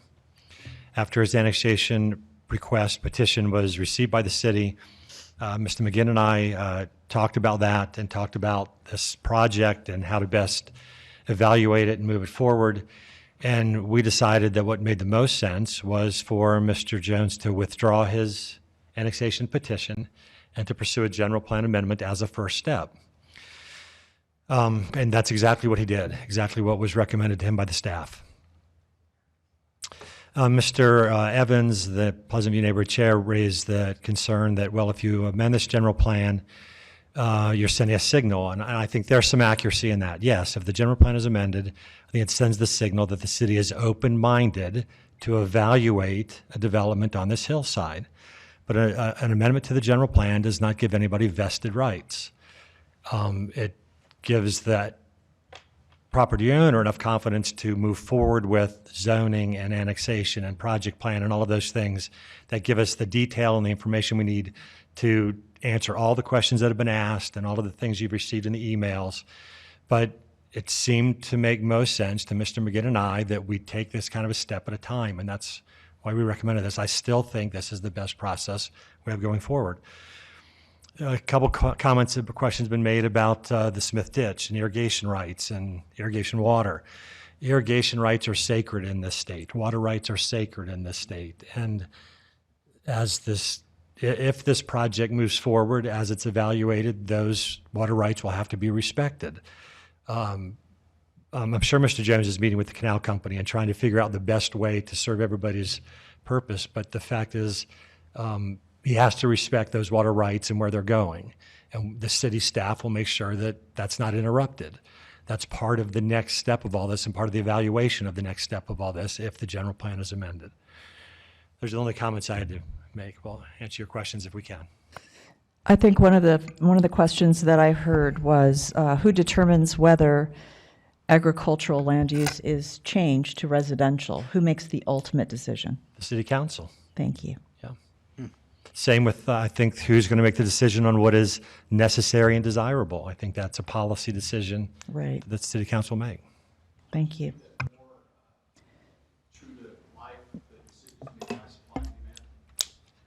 Well, there's that too. Commissioners, any questions for staff or discussion? Ms. Jensen? So I think that the question that we need to be considering, despite all of the feedback that would possibly be more applicable for the next step, but for tonight, in the findings of fact of the staff report, it says the adopted description of the agricultural designation within the Provo City General Plan states it is established to provide areas in which agricultural pursuits can be encouraged and supported within the municipality. This designation is intended to protect agricultural uses from encroachment of other development until such time as residential, commercial, or industrial uses in such areas become necessary and desirable.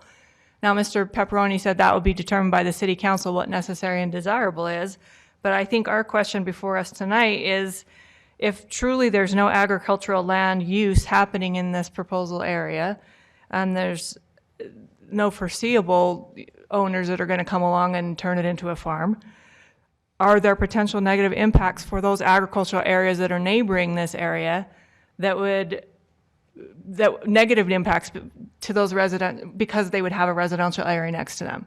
I feel like that's maybe part of the core of our discussion is, does it hurt an agricultural area to be neighbored by a residential area if in fact there is no foreseeable agricultural use that would be there? Does that make sense? That makes total sense. Okay. Yeah. So any comments on that? I know a couple of our commissioners have actually farmed here in Provo. Not a comment, but a question.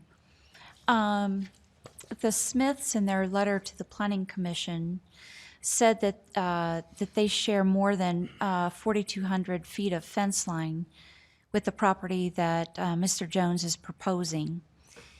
And I just had a question as to how that would be detrimental if his now I know that we're not discussing his project through to completion tonight if it we're only discussing changing land use designation.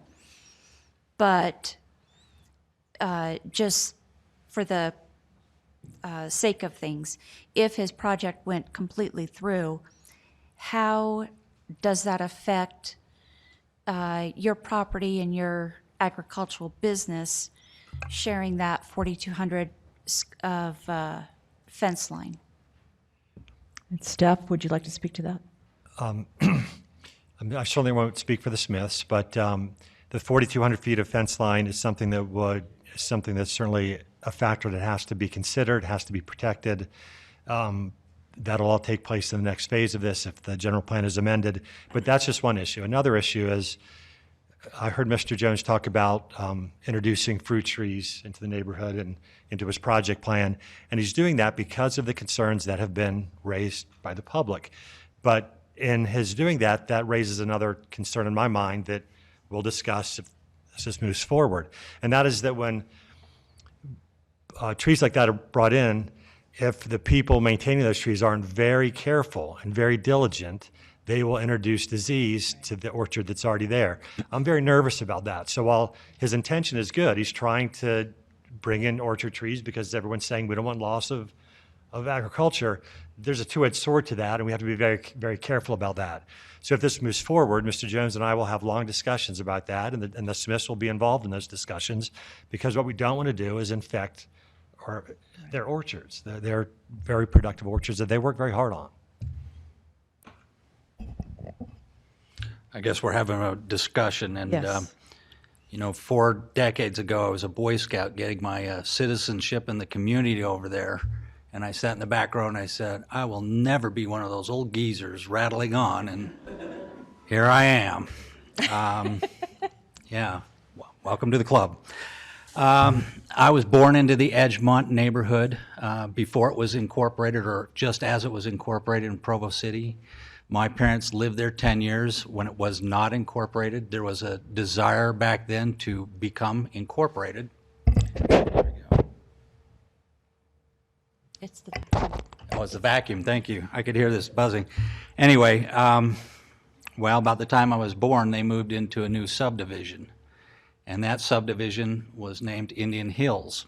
And I was raised in the house that I now own since my parents have moved on. So I can tell you that I've heard both sides, and I watched the video twice, and your presentations are not without merit. Everyone has good points to be made, and they are heard. When I moved into Indian Hills, there was a cherry orchard across the street.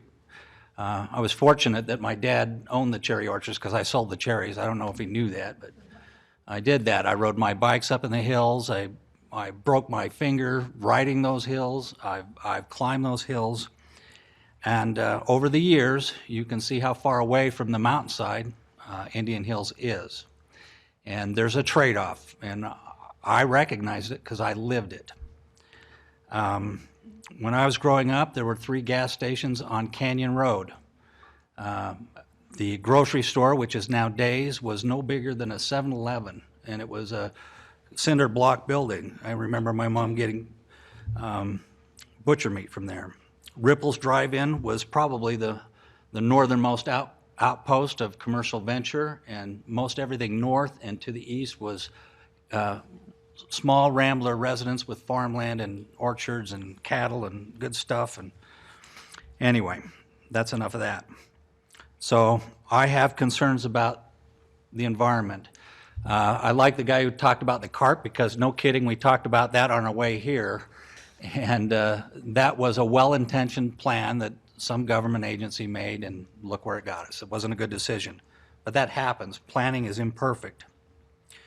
I have concerns about the geological things, the Mile High Drive and the springs that are there. That's a problem.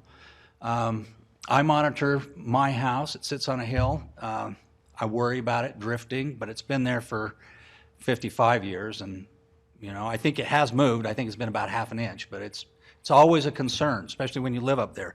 So any developer is going to better nail down those springs and the geologic concerns, because that will be a part of a lot more surveys and stuff. He postponed that according to last meeting because of this meeting, but that has to be done, otherwise it will fail. So I'm going to tell you I'm in support of this general plan amendment. That doesn't mean we're going to do anything. That opens the door for more hearings, more participation, more discussions with the Provo City Council. And I'm doing that because of my experience, and I have imperfect knowledge.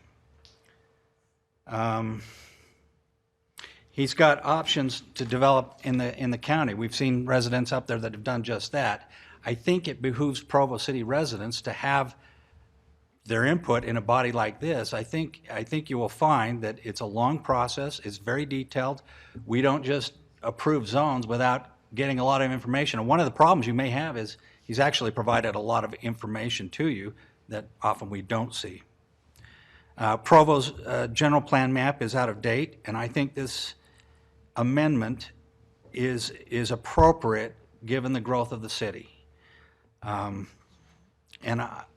Like I say, I like vacant spots too. He's indicated that he wants to keep it low density. You'll get a chance to see that when the zone is approved, but he said that an R110 might be something that is where he's headed, and I think that suits most of Provo's desires overall. He's offered to put in infrastructure, and being a single developer, I think that provides the community with a lot of oversight. There is concern. I've been a banker. I'm worried about those concerns where a developer goes in, builds property, walks out, and then the city's left with a problem. We don't want that. Provo City doesn't want that. You don't want it.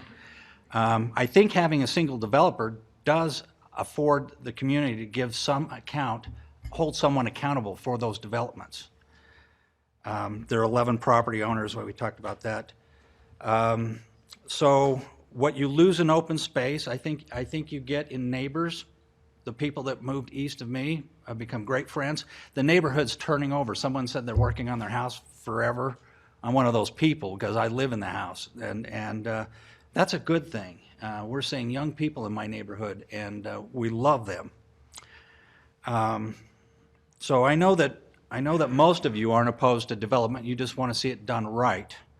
I believe that we as a city have the responsibility to see that it's done right. For those that oppose any development grounds, and he's already said it in a very blunt manner, but I do offer a solution.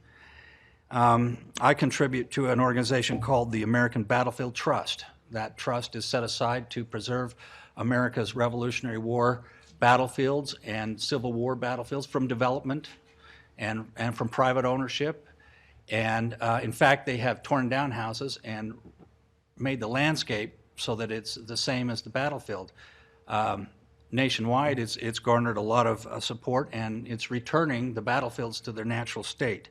That was also done to George Washington's house during the Civil War by women of both sides of the conflict to preserve George Washington's house.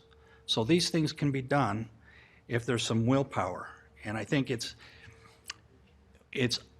hard for someone who doesn't have a vested interest to tell someone what they should do with their property, and that worries me. So with that said, I believe I'm in support of this.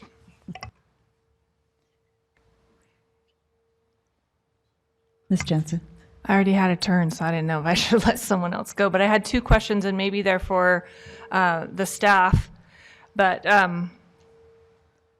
several people have mentioned the suggestion of the neighborhood plan that's supposedly supposed to happen, and then the foothill ordinance that's being worked on.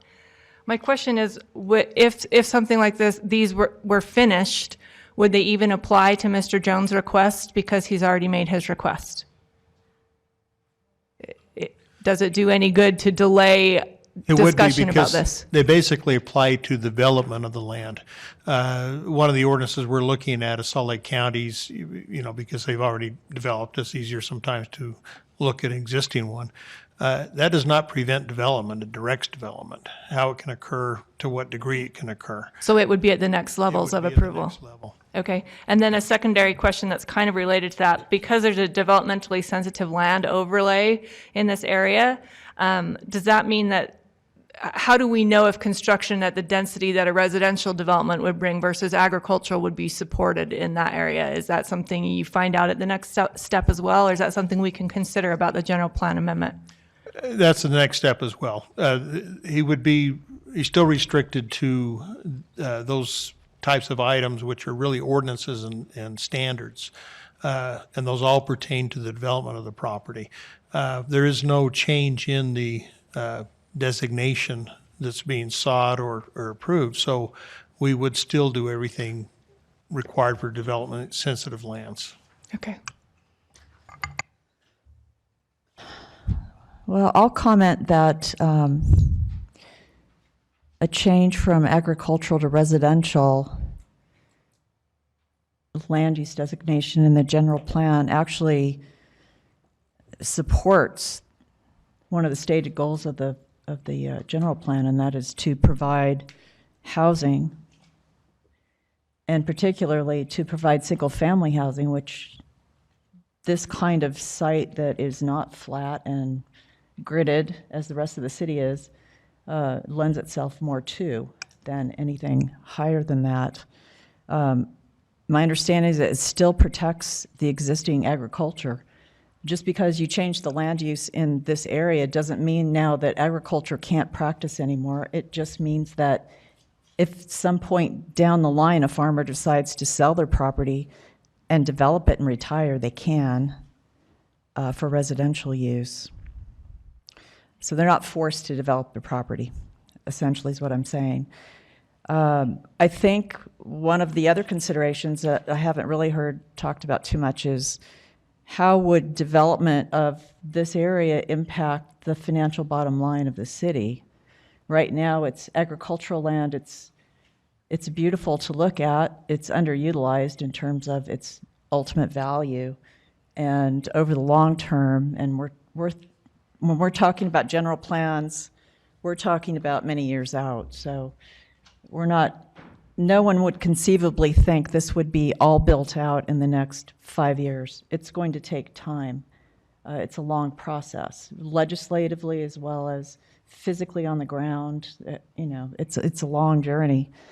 So I think that it could have a very positive impact on the bottom line of the city financially, particularly if the developer is willing to provide the infrastructure as is being discussed at the moment.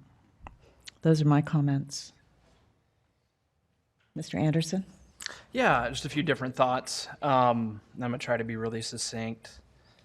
For a lot of reasons, I think it's premature to act favorably on changing the general plan. The idea that right now apparently the city's been working for a while on some regulations that it sounds like would directly impact the development of this property, maybe some other sensitive lands as well. I think in fairness even to the applicant, they should be aware of what those ultimate design regulations would be before the city sends what I think is a very clear signal that you want the property developed. I don't think changing the designation from what it currently is now to residential in any way, shape, or forms minces words. I don't think that we would see in the future then a zone change request without pretty compelling arguments being made to approve that.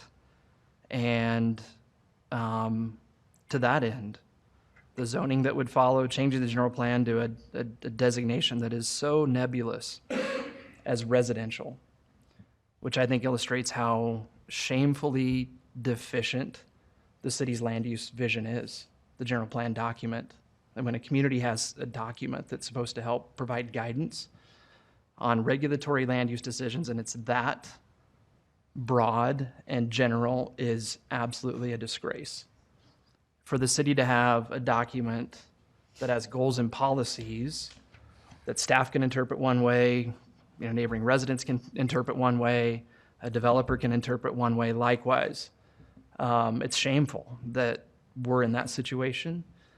And for me, that's one more reason to just pump the brakes a little bit and, maybe pause before making a change that in this particular case, I think could have pretty significant impact on the city. And I appreciate the perspective of kind of the overall fiscal sensibility of a change like this. My understanding, simply put, is that development in areas like this typically costs communities more than they receive. The provision of utility services and different things like that over the years for low density development, roads with steep grades, utility lines with steep grades, different things like that, typically is pretty expensive, just like I frankly would suspect the areas to the south that have developed. I would guess that per dwelling, the rest of the community largely is subsidizing the basic provision of services to those neighborhoods. So that, for me, is a really easy issue to, I guess, fall on one side of. Maybe along those lines, the idea of there being a public infrastructure district formed that I'm aware of, at least as of several months ago, that hadn't been done in the state of Utah. That's a fairly new thing. And I don't necessarily see that really working here. It certainly is something new to Utah, and people haven't gravitated with a lot of speed to that as a way to provide services for a development like what this would be. So again, concerns with the general plan in its form, concerns going forward, concerns about the message that this change would send to the applicant. I think they've clearly articulated how they would interpret that. And I certainly as well appreciate the fact that they have rights to do things today. As a Provo city resident that's worried about what's best for Provo, I would gladly give up land use regulatory oversight to Utah County for this, to let them have it and let the properties develop in the county and let the county provide services.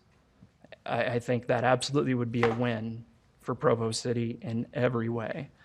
I understand there's some lands that are in Provo City today. I with certainty would support a boundary adjustment with the county to let those lands go to the county so they could fully utilize the development potential that Utah County would afford. And just as maybe one last bit of commentary, it's frustrating for me to feel like staff doesn't feel comfortable for whatever reason to make a recommendation on something like this.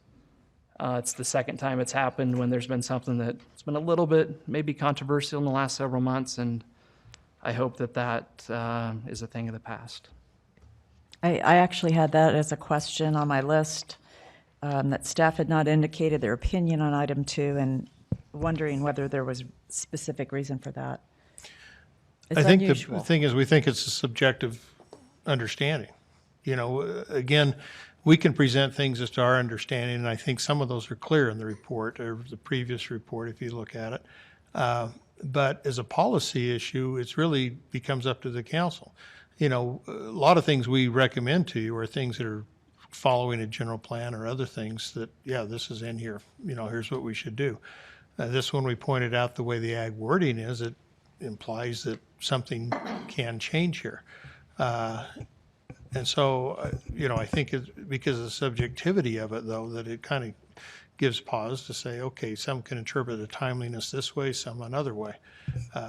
We think certainly you can, again, pick out some needs from the general plan for the whole city, but, otherwise, I'm not sure what if you can answer the timing issue exactly.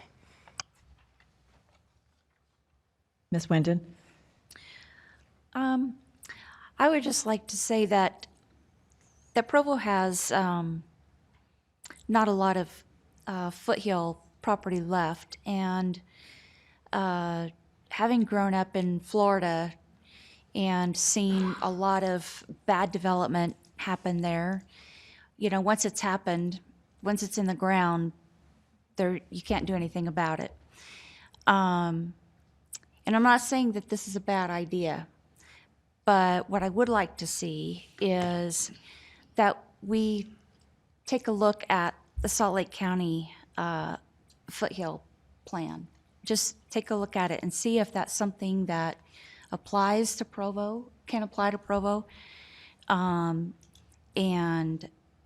how so, and if it, in what way, and can it be incorporated in with our general plan, and would it also incorporate this change in land use? I just know that once you let the cat out of the bag, he's gone. You can't get it back. And again, I'm not saying that I disapprove of this particular change in land use. I just think that I'd like a little more time to look at what other cities, and you mentioned that Salt Lake County has already got this document in place. So I'd just like a little more time to look and see what they've done, what they've said. And I would hate for this development to go to Utah County. I'd love to see it be in Provo. But I also realize that we don't have a lot of foothill property left in Provo, and I just want to make sure that everything gets done right. Having said that, I also want to say that I love agricultural property in Provo, and your proposal is not chasing them out. I just want to make that clear. That's not what I perceived at all. But I've heard what people have said about development in the foothills. And, you know, is there a way to get everybody what they want? I don't think we can get everything everybody wants, but I think that we can strive to get a lot of what people want. And that's what I want to see. So I'm going to be voting no tonight, but that's just for tonight. I just want to see this other document first and then take another look at this. So those are my feelings. Ms. Urquiaga. I want to echo what Ms. Winden said. I actually think that this looks super attractive, and gosh, if I could afford it, I'd want one of those condos. I really would. I don't think this is quite ripe yet. I think that the city really needs to have that foothill plan in place before this moves forward. But I sure like a lot of what I'm seeing. And so I'm in the same boat as Ms. Winden, that I don't feel like I can do it yet, but I just see that as becoming residential long-term. I don't think there's any way that that's not going to happen. But we need to know that we're doing it in a way that is going to support the city long-term. And so that's my sense at this point as well.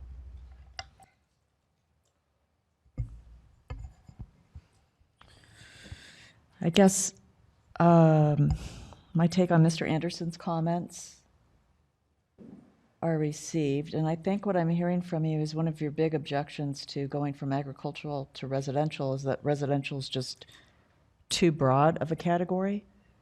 It could be anything. Is that correct? Is that the primary objection? That's probably not my biggest concern. I think you could, in good faith, take generally what the applicants represented as being what you'd expect to see moving forward.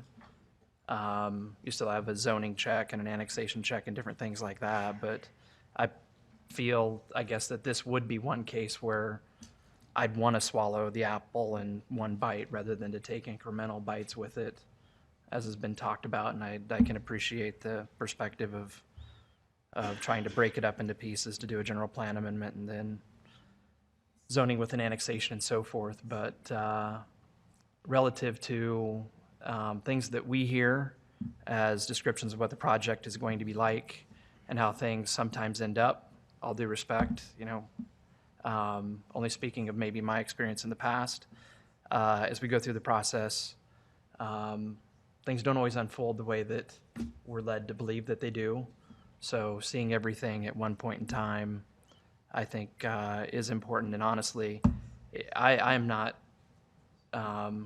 with any level of surety, comfortable that I think the best use of the majority of the property we're talking about tonight really is residential. So I have that reservation certainly as well.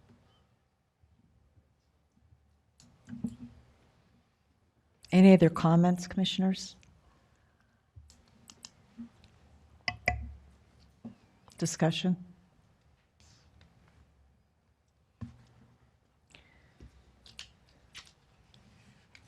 Well, we have the addendum to the staff report for this hearing. And we have three possible moves to make, either approval, denial, or continuance. So if we need to discuss that. I'm the lone leaf on the tree at the moment. Do you want me to make the motion?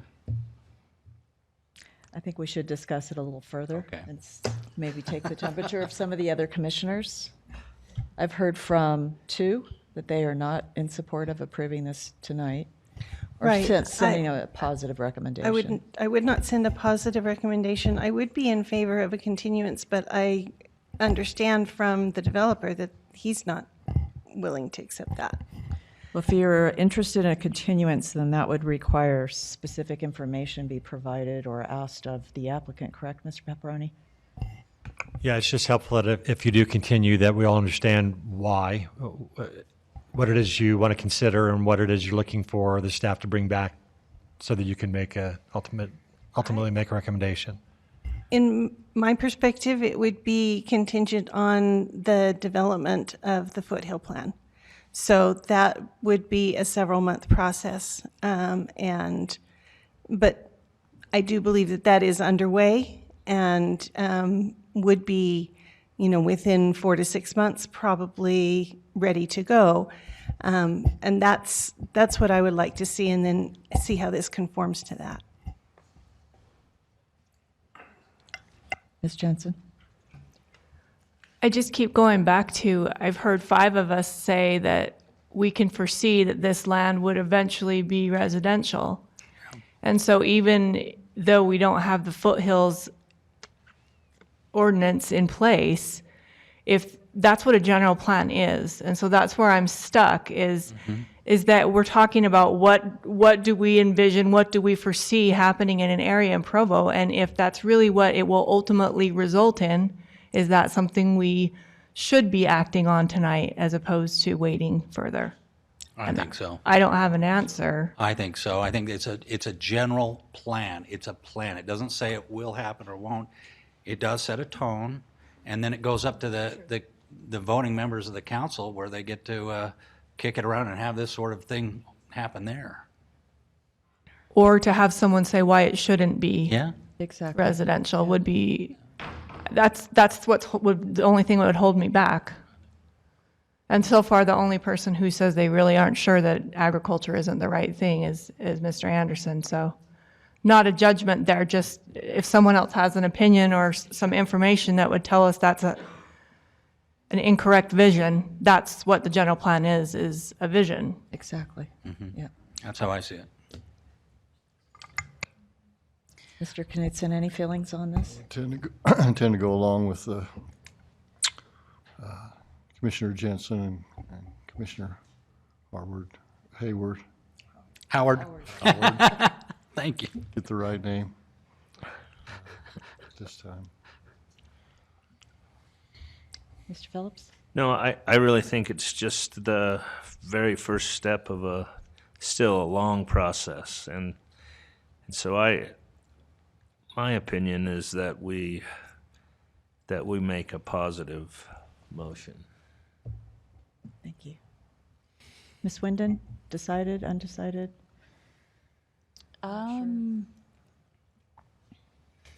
I'm not trying to put you on the I know. spot. I just want to keep I the know. discussion No, moving forward. Ms. Jensen made a valid point. And so I'm just, I definitely do not want to, by changing my vote, I wouldn't be saying that, that I am moving away from agricultural. I want them to both coexist. I would not be in any way, shape, or form saying that I want that to disappear at all. I'm not.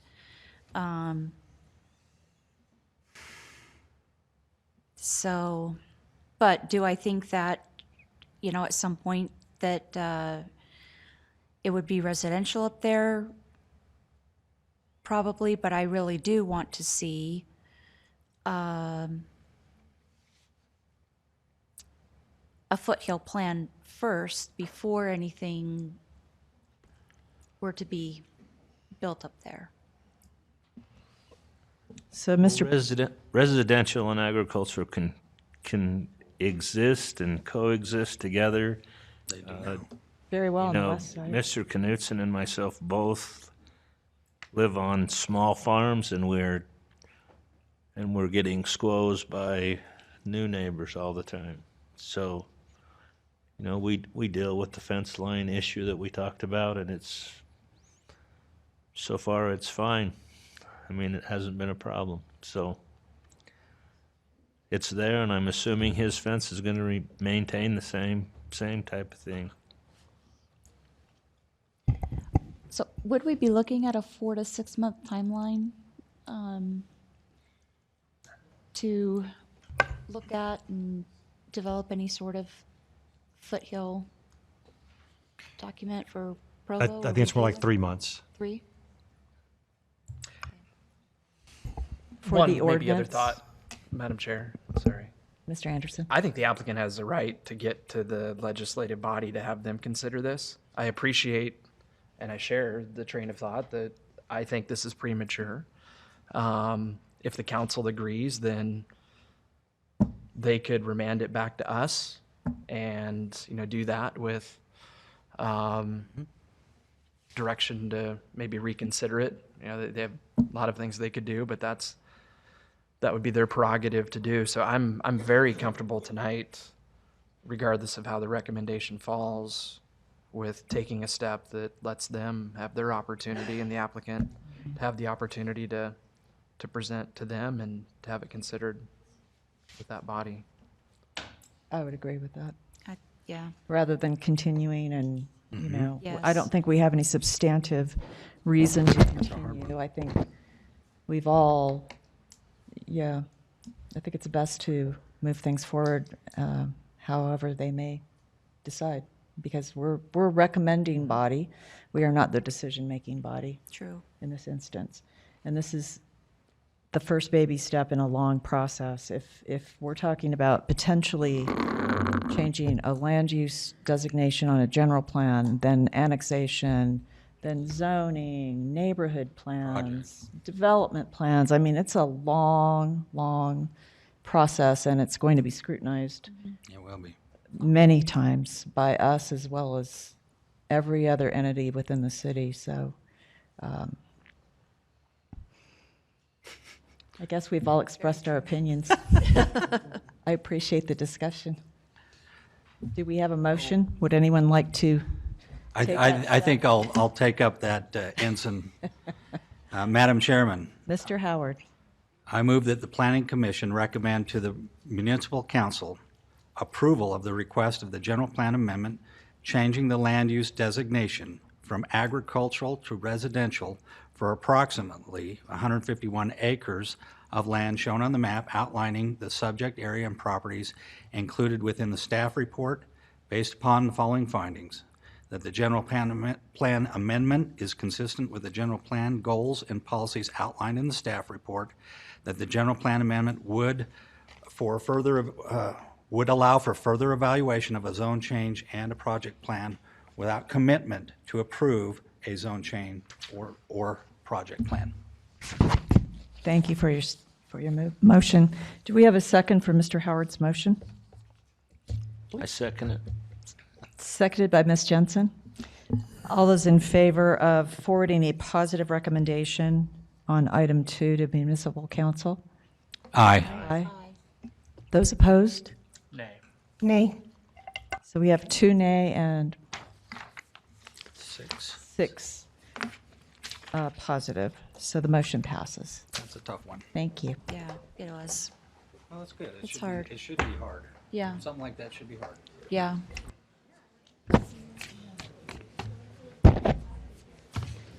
So wait a second.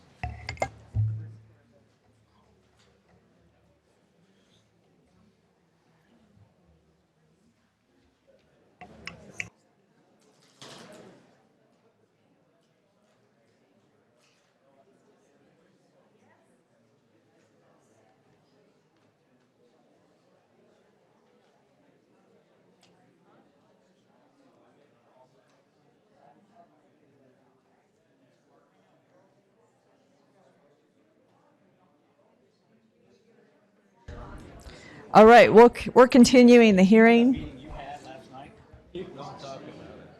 Andrew. Item 3.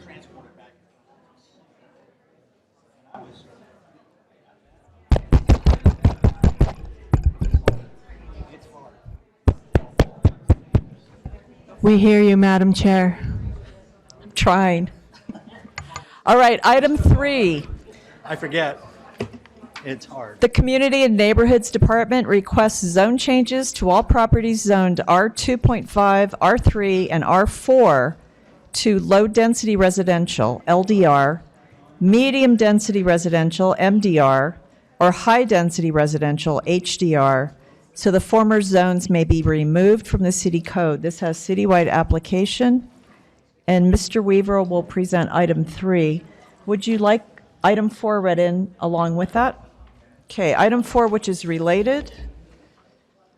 Item 4, the Community and Neighborhood Services Department requests an ordinance text amendment to remove the R2.5, R3, R4, R5, and campus high-density residential zones from the city code. These zones include chapters 14.12, 14.12A, 14.13, 14.14, and 14.14D of the Provo City Code with citywide application. Mr. Weaver. Thank you. So back in 2001, the low-density residential, medium-density residential, high-density residential, and I believe campus mixed use, some of these zones were adopted by council back then. And it was the intent of planning staff then to then look at properties that were zoned R2.5, R3, R4, to shift them to these new zones. The LDR, MDR, HDR zones have require design guidelines that need to be followed, so as development comes in, we end up with a better product for the neighborhood and the surrounding areas. These properties zoned R2.5 through R4 were never, they were never looked at and analyzed at the time, and so staff thought it was time to look at some of these properties and shift them. These are not zones that staff recommends when development comes into the city. We would be looking more specifically at recommending the LDR through HDR zones. Additionally, we have 71 zones in Provo City that allow some form of residential development, whether it's single-family homes to medium density to et cetera. That is a lot of zones, and we would like to reduce the number of zones we have on our books. This is a zone comparison chart showing the red text would be zones that are proposed to be removed. The black text is current zoning for LDR, MDR, HDR, et cetera. Also, it's important to say that the zone of R5 and campus high-density residential, they are adopted zones. However, we have 0 properties zoned either of those zones. So they are just on the books, and do not affect any property whatsoever. The LDR, MDR, HDR zones have a lot of the permitted uses, they transfer over from the of like our zones. There is a little bit more description on some of them. The LDR zone has a decrease in building height, MDR, and R3, it has an increase. R4, R5, and HDR is the same on building height. It is important to remind commissioners that all of these properties up to being rezoned are currently existing properties in Provo City. This is not for new construction, not for new buildings, currently existing. And if you have any questions on this comparison, I'm happy to flip back towards this. So staff went through each property and calculated the area of it, looked at how many units we had, and to calculate the density. In the LDR zone, we have a density allowance up to 15 units per acreage. MDR is going to be 30 units, and HDR up to 45 units per acreage. There are a couple of these properties that staff looked at specifically thinking based on where it is contextually, even though it could be HDR, it might be appropriate to be a MDR, potentially. One specific example, at the bottom of the R3 column, Sunrise Village condos, and later I can show you locations of where these each are. That is only had 12 density. However, being location on proximity to Provo Town Center, we thought it would be best to see as redevelopment could happen, to see that being MDR. That is one example of that. So on the map, the color coordination is going to be yellow is LDR, orange MDR, red when you see it will be HDR. So Franklin condos would go to an LDR, the Boulders an MDR, Sunrise Village, which is what I was referring to, would go to an MDR. The pictures also align to what this specific case property is. What I thought was interesting was in the southeast area of the city, we have a lot of these townhomes and condos, specifically Canyon Meadows and Alpine Brook. When calculated the density on these things, they equated to only being low density residential, which I think would be pleasing to the neighborhood knowing that, since the west side of State Street but east of the tracks is designated MDR on the neighborhood plan. Grandview, Gateway Condos, MDR, Branbury, MDR, Millrace Townhomes, MDR, North Canyon Condos, HDR. This is the building that just burned down up on Canyon Road in 2230 recently. Castlebrook Condos, LDR, Riverstone Condos, MDR, Windsor Park, HDR, Fifth Avenue Condos, HDR. Staff has been in contact with a few neighborhood chairs regarding this and has had positive feedback on this. Staff also contacted every single HOA with all of these properties and has heard back from some of the managers and also tenants or residents of this, and has had positive feedback regarding this. The only question that primarily came up was, would this be able to increase my occupancy? The answer is no, your occupancy is still one family or three singles. Additionally, I missed one, I apologize. Belmont Condos, MDR, Santa Barbara Condos, HDR, and Canyon Brook Condos, medium density residential.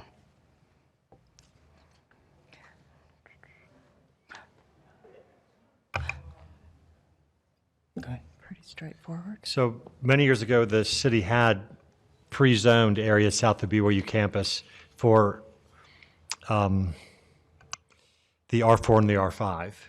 And the city council wasn't very satisfied with the types of developments that were coming out of that. And that's what prompted rezoning large areas to RC and having developers go through a pro-zone rezoning process to do multifamily.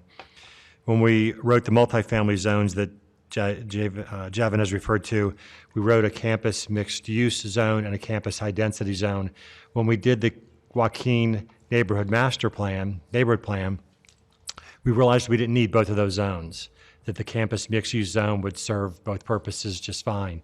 So that's why the campus high density has never been assigned anywhere, no one's used it. So we just as soon get that back off of our books.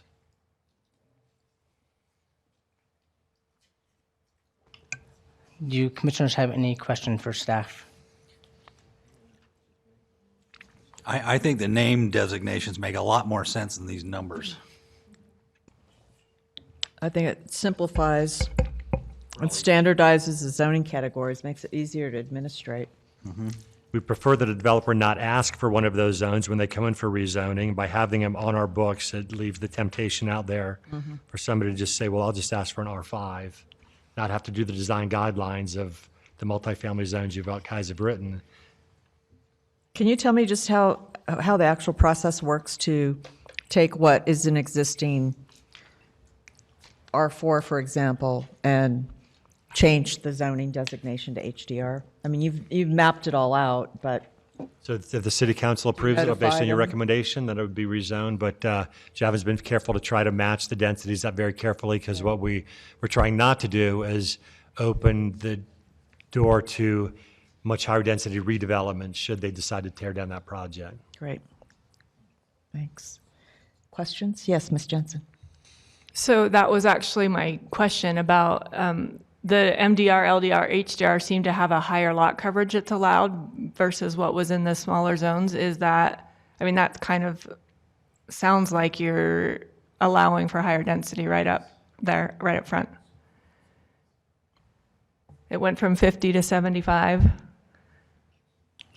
And the lot coverage. So it went from 40 to 50 on LDR and MDR, and 50 to 75 on HDR.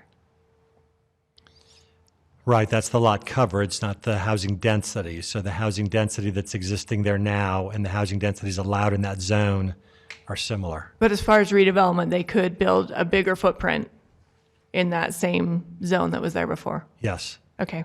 And then my second was like that. So in those areas where they were zoned something that was mid-range, but the actual density that was built on the site, you decided to lower it down to LDR. Does that trap or pin the developers into something that was less than that was originally allowed? If they decided to redevelop a property, they would not be able to do what the original zoning was. I don't know if that's problematic or, I mean, it's a good thing if you don't like density, but. I think specifically, are you referring to the southeast area? I think just looking at the site on that, that had some. Most of those, yeah, Castle Brook and Deer Haven and Canyon Meadows and Alpine Brook, they've all been lowered down to LDR from something that would have been a higher density allowed before. Well, what I'm thinking of specifically is Alpine Brook and Canyon Meadows. Those are the ones against Lake Canyon Drive.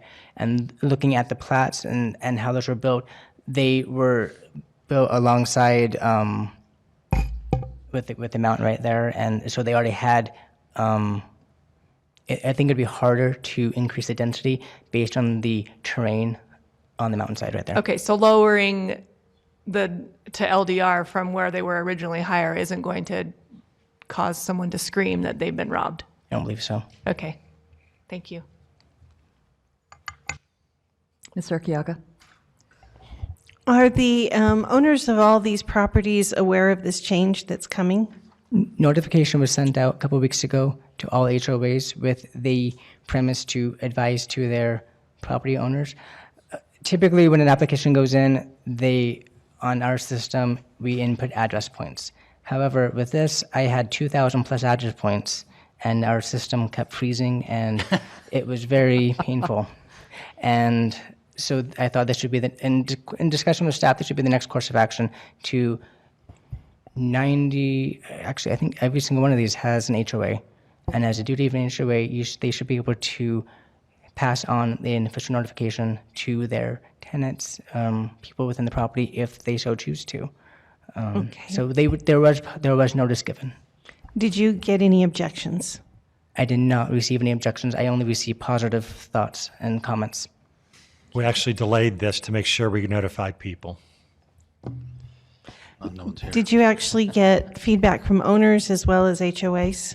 I did. I got feedback from, I can tell specifically, the Boulders, Millrace, Windsor Court, property owners at Windsor Court, and that is all. The only comments I got from public that were questioning this were about the Treeside Charter School. There was some confusion, thinking this rezone was with that. That is an agriculture zone. That's not even up for discussion tonight. Okay, thank you. Any other questions for staff? All right, are there any Neighborhood chairs present who would like to address items 3 and 4? Any members of the public who would like to address items 3 and 4? Seeing none, back to you, commissioners, for further discussion and/or motions. And these are for recommendations to municipal council again.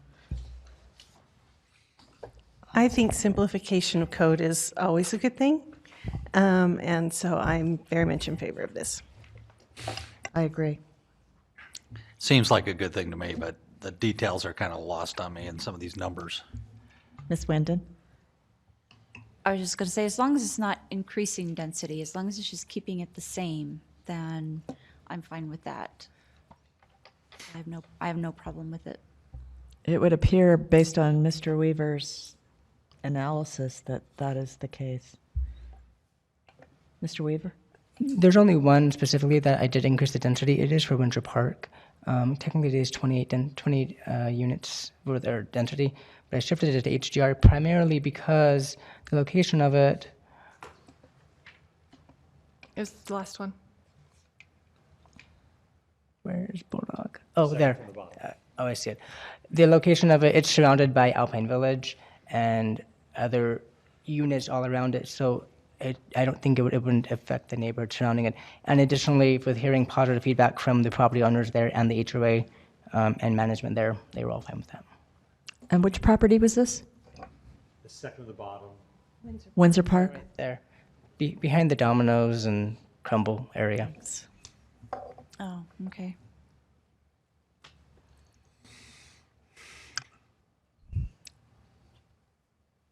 Oh, she's Debbie. Ms. Jensen? I'm in the lower seat. It's hard to notice. You're at the end of You are in the junior chair. my flashlight. I feel the same thing that was expressed earlier, but in the page 4 of item number 4, in his conclusions, he says that these zones are more appropriate and would complete the task set in motion back in 2011. So I feel like someone already thought this was a good idea, and we're just kind of finishing the job for them. We're cleaning it up. So I have no objection whatsoever. Nor do I. Any further discussion or a motion?